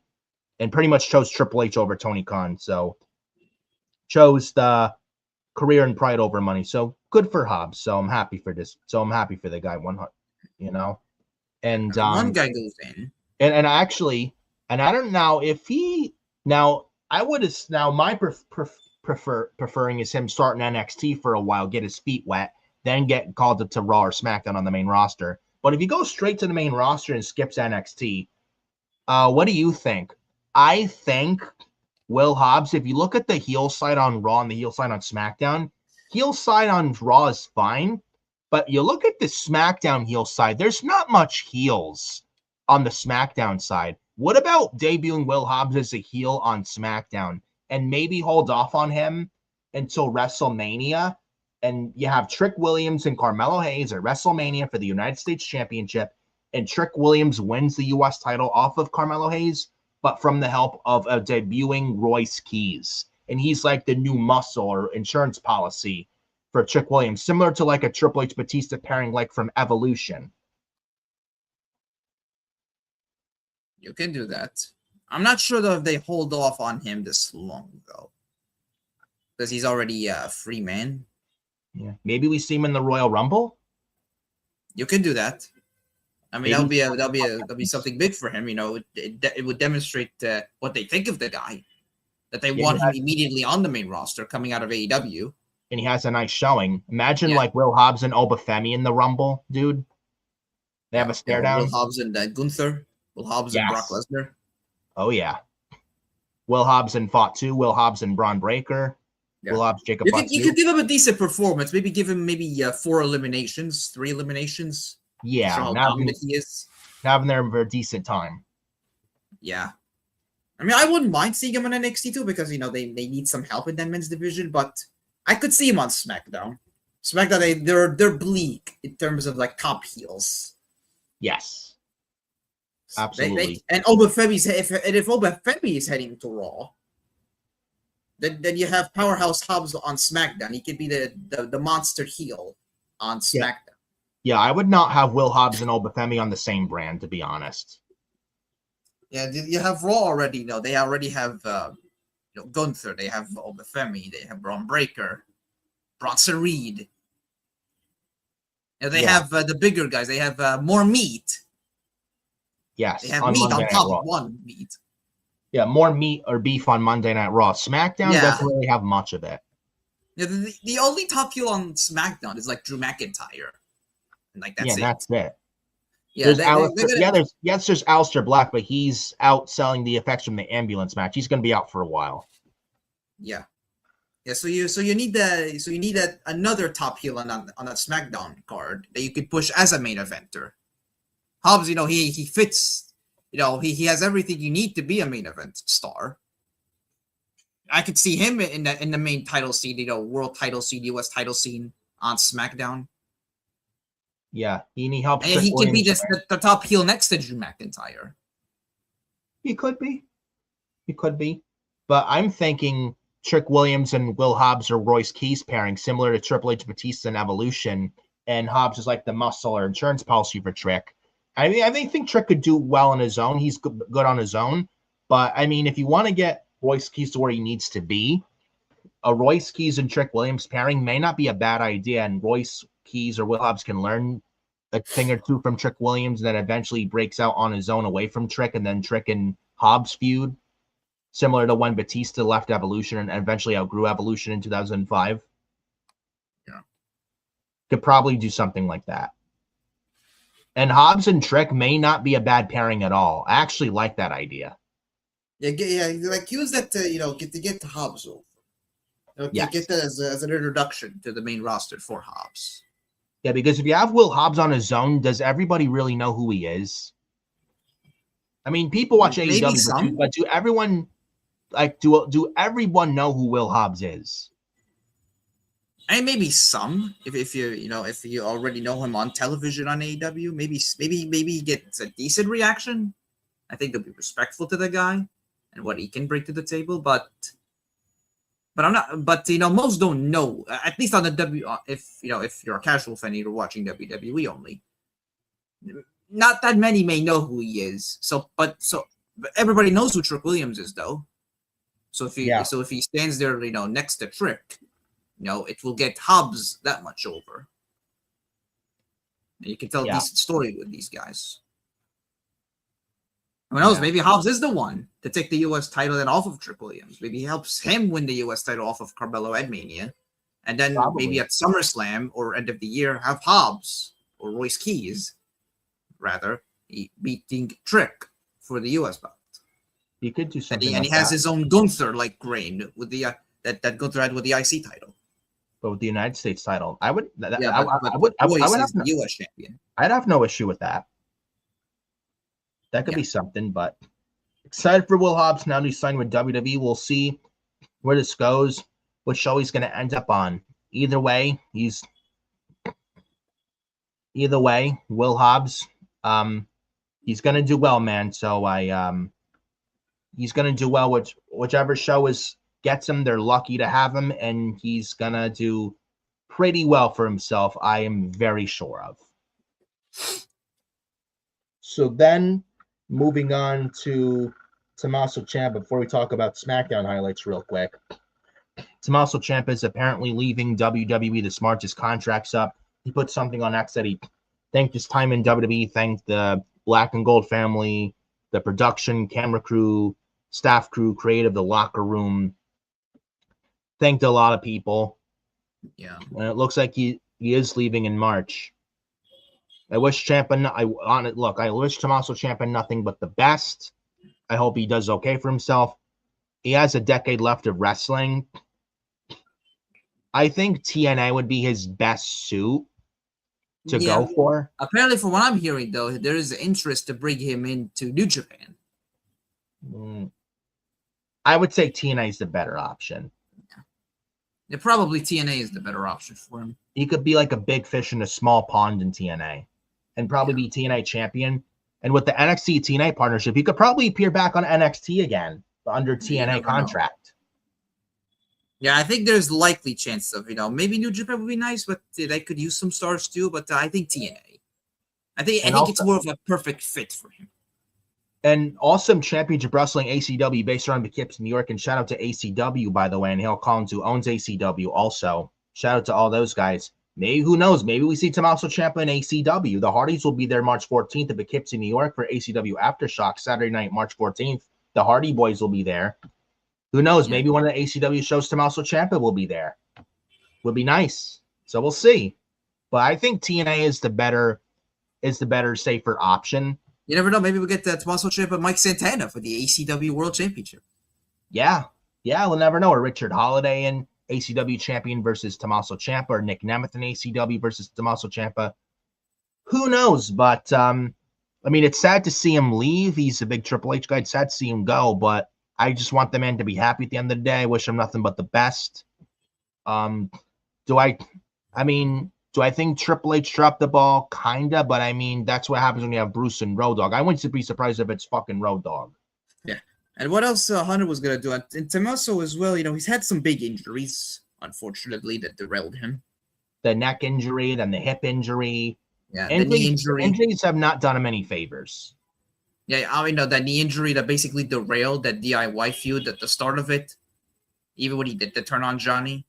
Then the neck injury which forced him to vacating the NXT title. And then the hip injury just as Triple H took over the main roster and Johnny returned. Yeah. He's been struck with bad luck. Yeah. He's been through the ringer. Like injury prone. Yeah. And Yeah, he's injuries he's have a not little bit helped. older too, so Yeah. So yeah, injuries have not helped his cause. no. But I So I'm not but I gonna think fully. So I won't call it more so bad creative. It's more so like his health has failed him. I mean, could they have done better with him and DIY and Gargano on the main roster? Absolutely. Yeah. Especially what happened last night with Johnny Gargano and the mask thing with Fraxium. That was fucking awful. I would not be surprised if that came from Dog or Bruce. Yeah. I refuse to believe that was Triple H doing that shit. I refuse to believe that, and you'll never convince me otherwise. That easily has to be a Road Dogg idea or Bruce Pritchard idea. Terrible. Easy. Terrible. That was awful. How I was a Axiom pulled the mask on, put a mask on Candice LeRae, and Candice LeRae accidentally hit Johnny, and he got rolled up 1, 2, 3 by Nathan Frazier. That was fucking garbage. Absolutely Vince McMahon booking like garbage. I would not be shocked if that's Bruce or Road Dogg, one of them. That would not shock me at all. This is why Bruce Pritchard and Road Dogg need to get fucking canned immediately. Throw them in the bin. All of them in the bin. But Tommaso Ciampa leaving WWE this March as his contract is expiring in March. Again, I wish the guy nothing but the best. Hope he does well for himself. But at the end of the day, dude, I just want the man to be happy no matter where he goes. But AEW is not an option. He'll get lost in the shuffle. And with their reckless in-ring style, he don't stand a chance. And don't put him in the Don Callis family either. That's not an answer either. New Japan, I'd say no.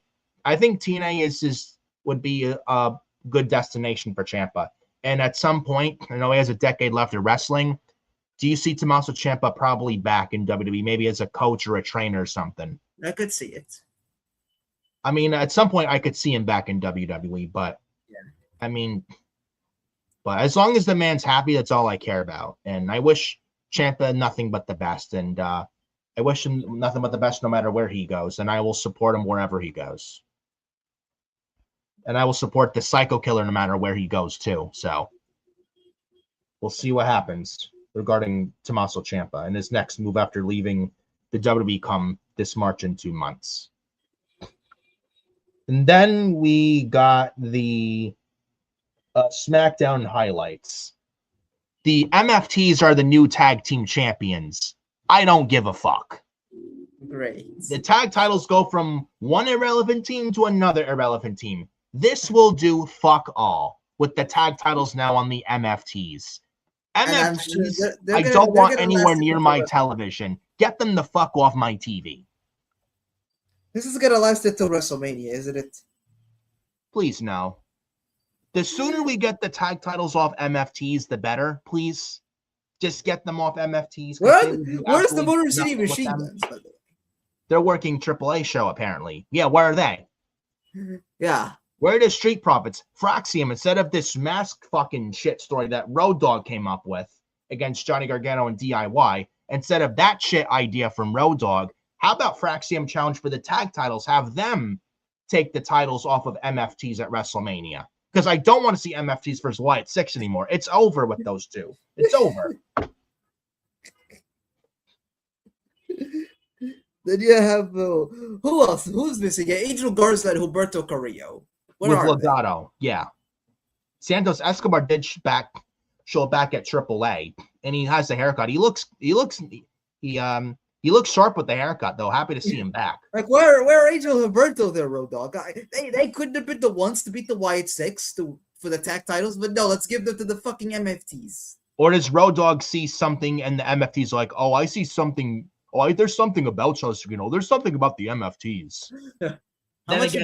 Then again, Road Dogg in the Attitude Era was a shit wrestler, mediocre wrestler. Even in the New Age Outlaws team, Billy Gunn was always the star. Road Dogg will always be second rate to Billy Gunn. Billy Gunn was always the star of the New Age Outlaws tag team. Road Dogg was pretty much Billy Gunn's Marty Jannetty.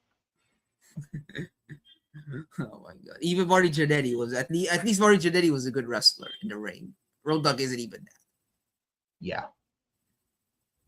But MFTs are the new. How much you bet that during those creative meetings, Road Dogg pitched the MFTs to win the tag titles, and then he says afterwards, what's the plan after? And he says, "Oh, I don't know." Road Dogg, put him. Get rid of him. Get rid of him. And what happened to the SmackDown tag division, man? Last year they were actually good. Now look at them. Like, what the fuck is this? Like, it's like, what happened? How do you go from what they did last year and going into SummerSlam for 8 months last year to now this? How do we go from last year to now? Even their TLC match on the SmackDown After Mania last year with Motor City Machine Guns, Street Profits, and DIY, that was awesome, which should have been on the Mania card last year, by the way. How do we go from that last year to this now?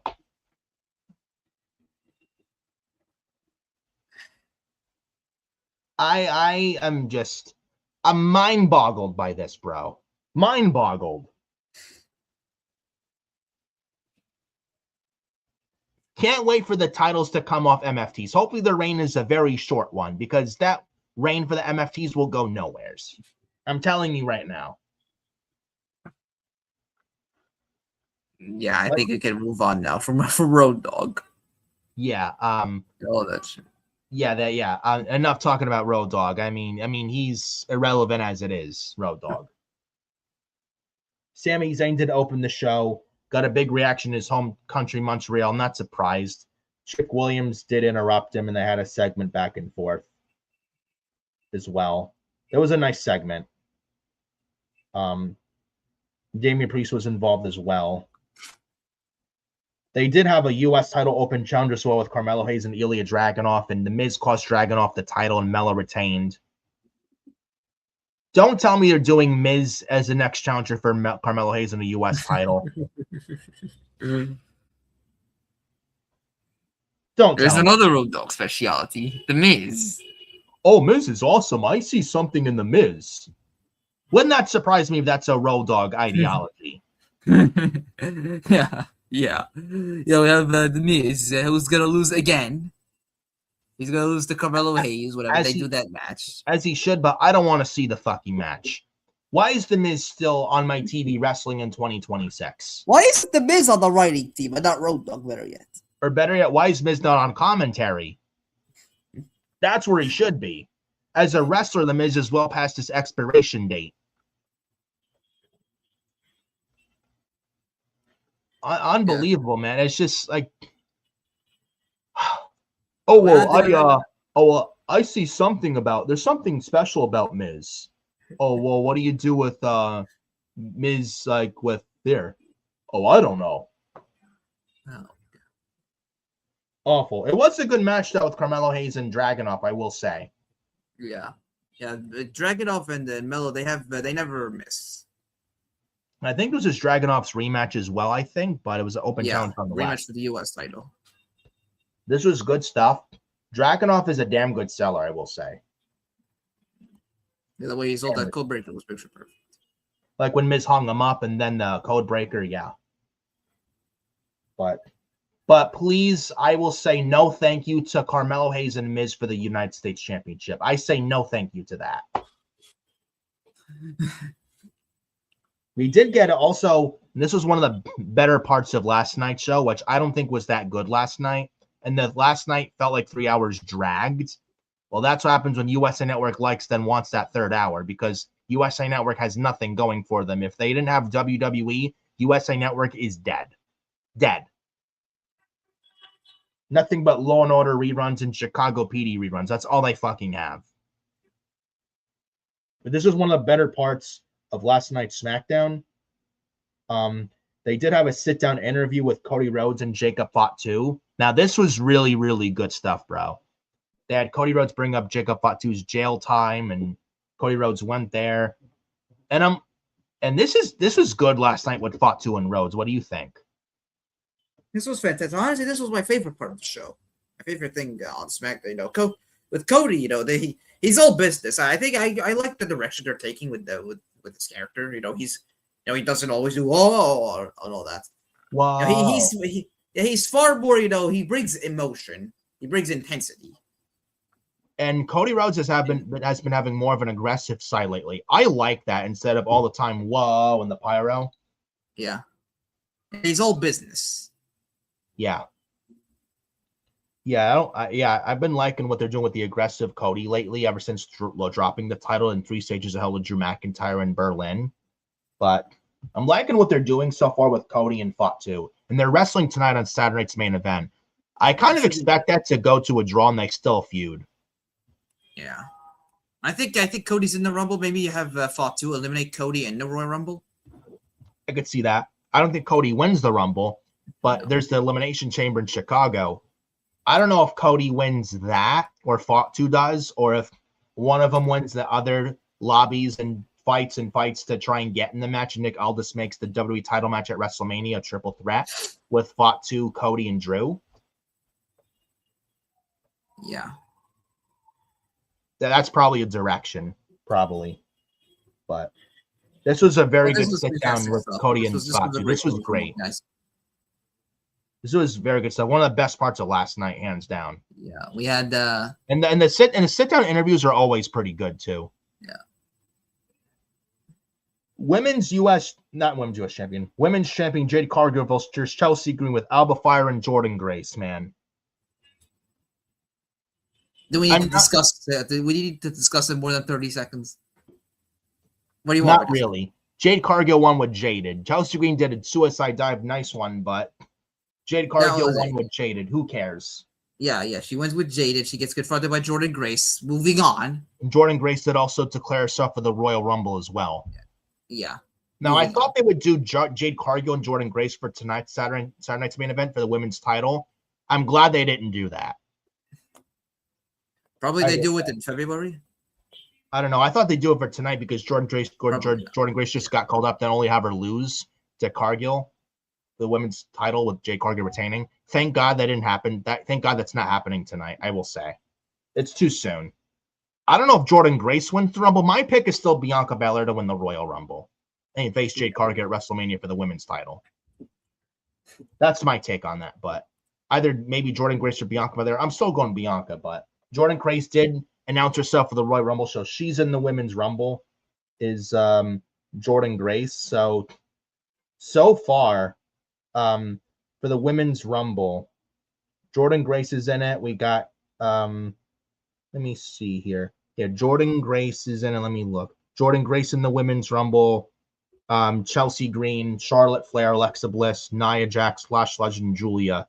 From SmackDown in the women's Rumble, and from Raw, Io Sky, Rhea Ripley, Liv Morgan, Roxanne Perez, Raquel Rodriguez, Bayley, Lyra Valkyria, and Asuka's in the Rumble as well. Asuka, Kyrie. Yep. No, Kyrie not yet. Not yet, at least with Kyrie. I think she is in the Rumble too. Yeah. I think. Maybe Alba Fire, but she'll get eliminated quick. But Chelsea Green's in it. Oh, and by the way, another statistic. Listen to this, bro. Jade Cargill's been women's champion for 100 days. You know how many title defenses Jade Cargill's had as women's champion for the first 100 days as champion? How many? No, 0. that's not possible. 0. I kid you not. Someone brought up on X. 100 days as women's champion for Jade Cargill, 0 title defenses. Jade Cargill will go down as one of the worst women's champions ever. Ever. What is she supposed to do when the division itself is in fucking shambles? Yeah, they have no women on. They have a depleted women's division on SmackDown. It's disgraceful. This is why SmackDown's women's division needs all the help they can get. Just Jordan Grace called up to the SmackDown women's division is not enough. They need more, a lot more. They need call-ups badly, and good ones at that. I'm talking Sol Ruka, Lola Vice, Jada Parker, JC Jane, etc. Fallon Henley. Even JC Jane. I'm not that high in JC Jane, and she's gotten kind of better. I would take her over Jade Cargill any day of the week. Honestly, Jade Cargill is awful. She is not good. And honestly, there seems like they're waiting for Bianca Belair to come back. That's honestly what it feels like. Yeah, and is the injury? She injured her finger at Mania last year. Is the injury that bad? Like what's going on? Yeah, I don't know what's going on, but I can't, like, the sooner Bianca Belair gets back, the better it's going to be. And I can't wait for Bianca to get back. She can't come Bianca Belair, the EST cannot come back fast enough. So we then also have on SmackDown last night, moving on from the Chelsea Green, Jordan Grace, and Jade Cargill stuff. We then the WWE Tag Team title stuff. Talked about that already. Nathan Frazier, Johnny Gargano, awful. We talked about that. I don't want to talk about it anymore. Drew McIntyre did also have an in-ring segment as well, and he did bring up Sami Zayn and his family. This was a nice promo from Drew McIntyre, and man, does he look good with that WWE title draping on his shoulders, bro. Yeah, he looks like a champion. Yeah. I think Sami Zayn wins the Fatal 4-Way tonight and becomes number one contender for Drew at the Rumble for the WWE Championship. And if you saw last night, Drew McIntyre's trying to get in Sami Zayn's head. Sami slapped Drew right in the face backstage last night during SmackDown, and Sami Zayn's never beaten Drew McIntyre. I think we get Drew and Sami at the Rumble. I think that's a nice match for the WWE title at the Rumble, where Sami Zayn's beloved in Montreal and in Saudi. Though I don't think Sami Zayn wins the title at the Rumble. I don't think he does. No, I don't think so. Speaking of Sami Zayn, I read something this morning. I know it's last minute. I know it was last minute. I read something this morning that Sami Zayn there was some discussions. Let me pull it up. If I can find it. Sami Zayn was originally planned for. It was said there was original plans for Sami to be in a world title match this year at WrestleMania. There was discussions about it. Now, I don't think Sami Zayn wins that title this year. I think by next year's Mania, yes. If it happens this year, I would not be upset with it. I don't know if they go ahead. I mean, I wouldn't mind Sami winning this year. It just depends, though. Does he win the 4-way? Or he loses. I think he wins it, given the ending of SmackDown. Yeah, Orton stood tall last night, so he's not winning tonight. I think Sami Zayn wins tonight. I do. Yeah. I think Sami wins. He falls to Drew at the Rumble. I don't think Sami challenges for a world title this year. I think maybe Sami Zayn and Aleister Black, and Black comes back after the Rumble and gets inside Sami's head, tries to doubt Sami, and tries to mindfuck Sami, and we get Aleister Black and Sami Zayn at WrestleMania, maybe. Probably it's a direction. Or if that doesn't happen, if Sami does win a world title this year at Mania, listen, you get no complaints from me. I think at the latest Sami wins a title by next year's Mania. But if it happens this year, I would not be mad with it. I would not be mad with it at all. Maybe we get Sami, Drew, and I don't know. It's tough. Like, maybe you get Sami. Maybe you do get Sami and Drew, and maybe like some kind of a stipulation. I don't know, but I do think Sami and Drew fight at the Rumble for the title. I don't think Sami wins it there. I think Drew retains at the Rumble against Sami Zayn, if anything. That's my take on that. But there were original plans for that to happen, for Sami winning a world title at this year's Mania. I do see people pitching an idea or fantasy booking. Sami loses to Drew, but then later on goes in the Rumble and wins. I don't think that happens. No. I don't think that happens at all. But that's my take on the Sami Zayn situation and stuff. But I think Sami Zayn, Drew McIntyre, that is your WWE title match officially for the Royal Rumble. And that is a very nice match for the Rumble as well. And Sami's never beaten Drew. I think he's 0-11 against Drew McIntyre. It'll be 0-12. So that's a nice little statistic. And I'm liking what they're doing with Drew trying to get in Sami's head, talking about Sami Zayn's family and his son. It's a nice layer. So I'm liking what they're doing with that. And Sami Zayn being this underdog, and he's finally going to win the world title for his family. He's finally going to win the big one. He's never won the big one. He's going to be, like he says, I am going to be the world champion. I am going to be the WWE champion. Sami's been saying it for months. But here's a question though. Let me tell you something. Is Sami Zayn going viral though?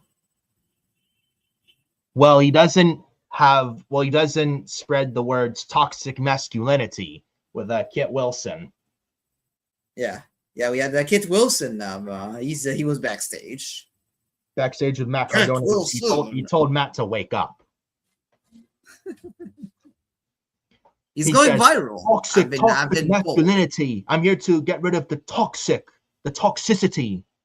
Oh, Kit Wilson, toxicity. You mean Road Dogg and Bruce Pritchard? Michael Hayes, Ed Koskinen? I was. Yeah. Maybe he's talking about them. If so, then good on you, Kit Wilson. Good on you. Yeah, so yeah, that Kit Wilson and Matt Cardona backstage. Yeah. Kit Wilson and Matt Cardona are backstage. He's telling Matt Cardona to wake up and stuff like that. So, I mean, so I guess they're feuding right now. I don't know what you think about it, but it's just Matt Cardona's first feud. They pretty much want to give him something as his first feud back. And Kit Wilson, and he's gonna lose anyway. He's a jobber to the stars. I don't think it's bad. I think it won't be that long. It's just a warm up for Cardona, if anything. I think, and he will be in the Royal Rumble as well. Yeah. So. Maybe they book a match. Maybe they book a match on SmackDown. Maybe the loser has to enter the Rumble first. Yeah, that's what I was thinking last week. This is how you have Kit Wilson pretty much enter the Rumble first, and then he's the first one out. Maybe, I don't know. We'll see. But the number one contenders match for the women's tag team championships: Julia and Kiana James versus Charlotte Flair and Alexa Bliss versus Nia Jax and Lash Legend. This was bad. There was botches in this. This was not a good match. And Lash Legend is not ready. I'm sorry, she's not. What'd you think of this match? I mean, it was all right. Honestly, the best performer of this match was honestly Charlotte. Yeah. And then you've got Julia as well. Yeah, Julia. Yeah, she was the other good performer. Yeah. But it's like, it was just all over the place. I mean, Lash Legend, I mean, they're having her team with Nia. It's going to take a while for her to get over on the main roster. I mean, she looks like a star, but it's going to take time with her. Yeah. Yeah, so she's teaming with Nia for a reason. Yeah. Here's my question. Here's my question. Why aren't Lash and Nia the number one contenders? Yeah, and they're fighting in a number one contender match. Didn't they beat then champions the Kabuki Warriors months ago? Yeah, they beat the Kabuki Warriors. Automatically by default the women's tag team champion number one contenders. Yeah. Yeah, they beat the champions and they still haven't gotten the title match they're owed. Like, why? Yeah. But Kiana James and Julia win. I mean, Julia's been on TV every week. She has, and she's been on TV every week consistently and has actually won. So I will say to myself, Road Dogg doesn't like Julia, but at least he's not getting his way so far with Julia. Yeah. Good. Yeah. No one should be taking advice or ideas from fucking Brian James. No one. But Julia's been on TV consistent as one. She's gotten some shine lately. I'm happy they're doing something with Julia. So, and Kiana James got an upset win. She had a nice 401k. That's that spinning like reverse STO finisher. She did it on Nia Jax. It was a nice 401k finisher from Kiana James on Nia Jax. She did a nice one move on that from Kiana James and Nia Jax. But then Kiana gets a upset win on Alexa Bliss. I mean, and Kiana and Julia winning was the right move, I will say. That was the right call. And now they're going to get Io Sky and Rhea Ripley after Saturday night's main event. Julia and Kiana James versus Io Sky and Rhea Ripley for the women's tag titles. I don't know about you. Call me nuts. I would actually give the women's tag team titles to Julia and Kiana James. Julia has momentum with Kiana. Why not continue it? Give them the tag titles. I wouldn't hate it. You have Julia as a double champion. She's a women's tag team champion and a women's U.S. champion.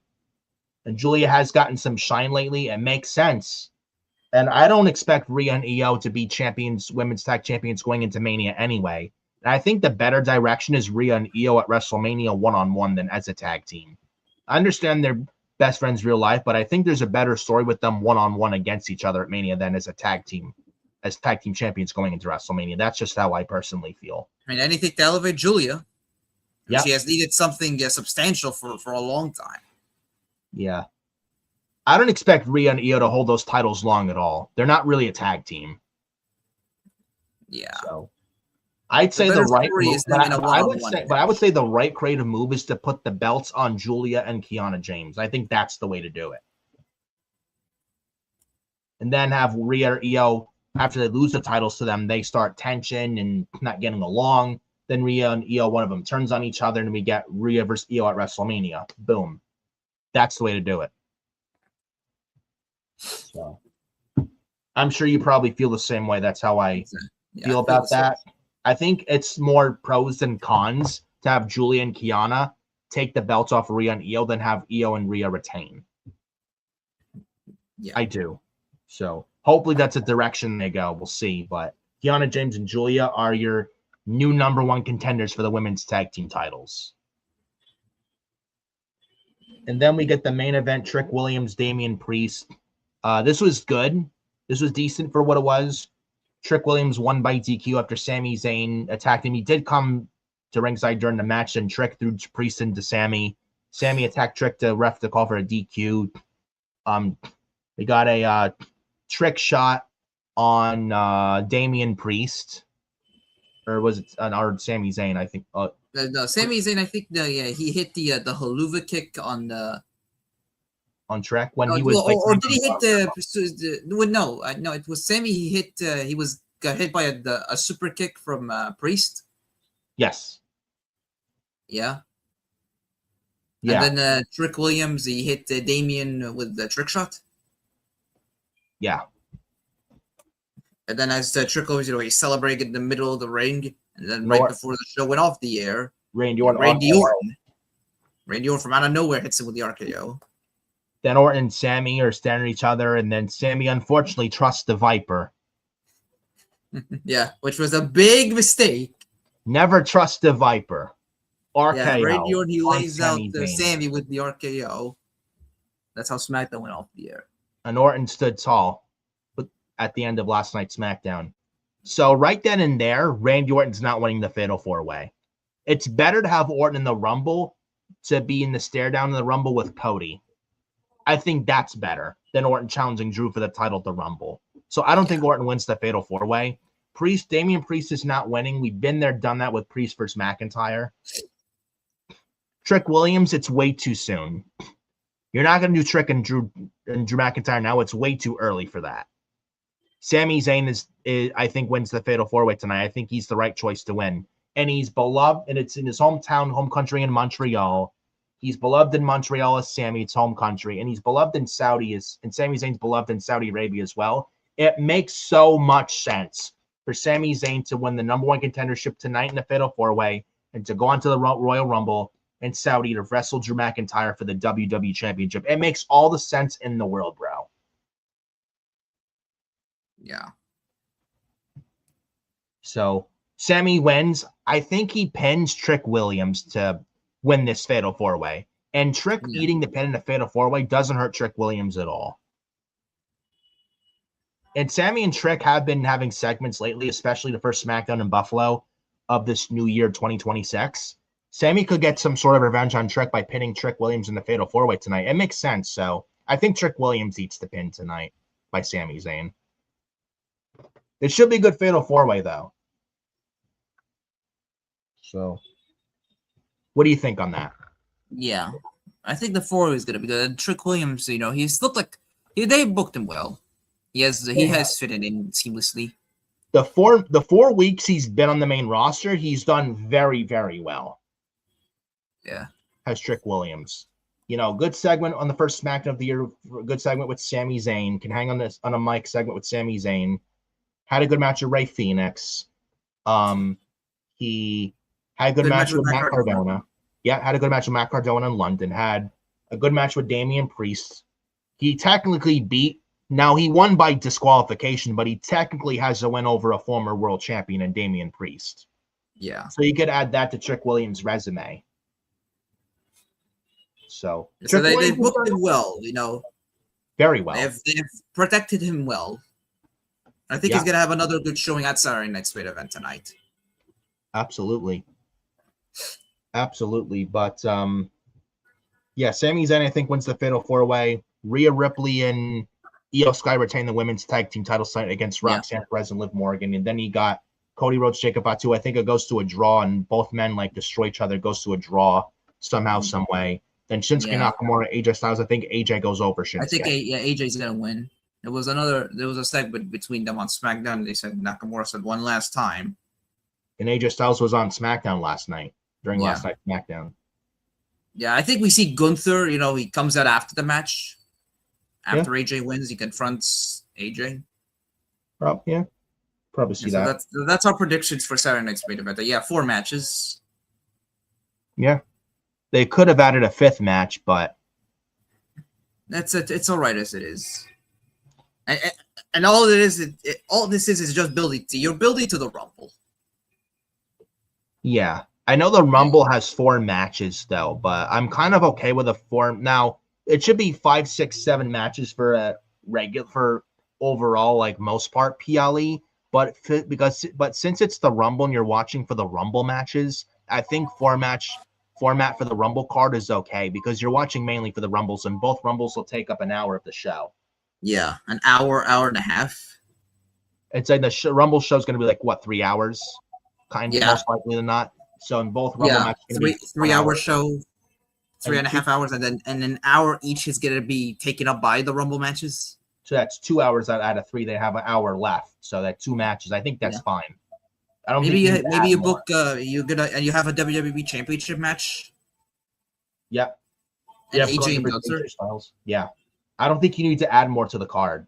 I don't. Yeah. It's fun as it is. Yeah, I would not add any more to the Royal Rumble match card and then they're in Saudi, but I would not add more to the card. That's just me. But that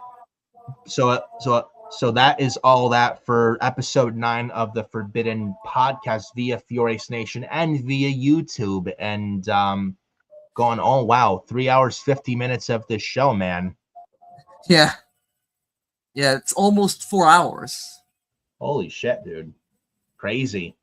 Yeah. But we appreciate you guys showing up here for the live stream here for episode 9 of Forbidden Podcast. I am Nick Fiore of FioriousNation, Adam Carl of Forbidden Podcast as well. Follow me on X FioriNick579, Instagram Nicholas Fiore 2014. Nicholas Fiore 2014 on Instagram. Sorry, it's my phone, so ignore that. Instagram Nicholas Fiore 2014, FioriNick579 on X. Nicholas Peer Fiore, Peer 31 Facebook, and TikTok, FioriousNation. Go follow Adam Carl on X, TikTok, Instagram as well, and such. Hit the like on the video and subscribe to FioriousNation, especially if you're new here watching FioriousNation for the first time. And hit the bell for all notifications as well whenever you're notified when we go live here on YouTube, especially this guy right here and this guy. So we appreciate all you guys showing up here. You guys are awesome. Be safe in the snow with tomorrow. Be safe. Be warm. Hopefully tonight's a good show. It's Saturday night's main event. It should be a good show. Hopefully the Rumble next week, a week from today, is a good show. The lackluster build is there. Hopefully they deliver with the Rumble. And hopefully it's better than the War Games Survivor Series in November last year because that show was not good. Hopefully the Rumble next week is better and stuff like that. And Adam Carl, any parting words before we get the hell out of here? Stay safe, everyone. Everybody's affected in the U.S., the winter storm. Stay safe, stay strong. Yep. And have a good day. You're never alone. Nope. You got people that love you. Yeah. Look out for them. Look out for yourself. Absolutely. And you'll be seeing us next week, episode 10 Forbidden Podcast, regular time though, back to 8 p.m., 8:30 p.m. next week for episode 10. We'll talk about the Rumble, most likely a Royal Rumble post show, talk about what happened with the Rumble, give our thoughts on the show. that will most likely be for episode that will be for episode 10 for next week, 8 p.m. / 8:30 p.m. in a week, next Saturday night, week from today. So look out for that, and have a good rest of your day, guys. And be warned, be safe with the snowstorm coming tomorrow. We appreciate every single one of you, and have a good rest of your day, guys. We will see you here next Saturday night for episode 10 of the Forbidden Podcast. Take care, all of you guys, and we will see you next Saturday night for episode 10 of Forbidden Podcast, the review and post show thoughts of the 2026 Royal Rumble. Talk to you guys later, guys. Peace.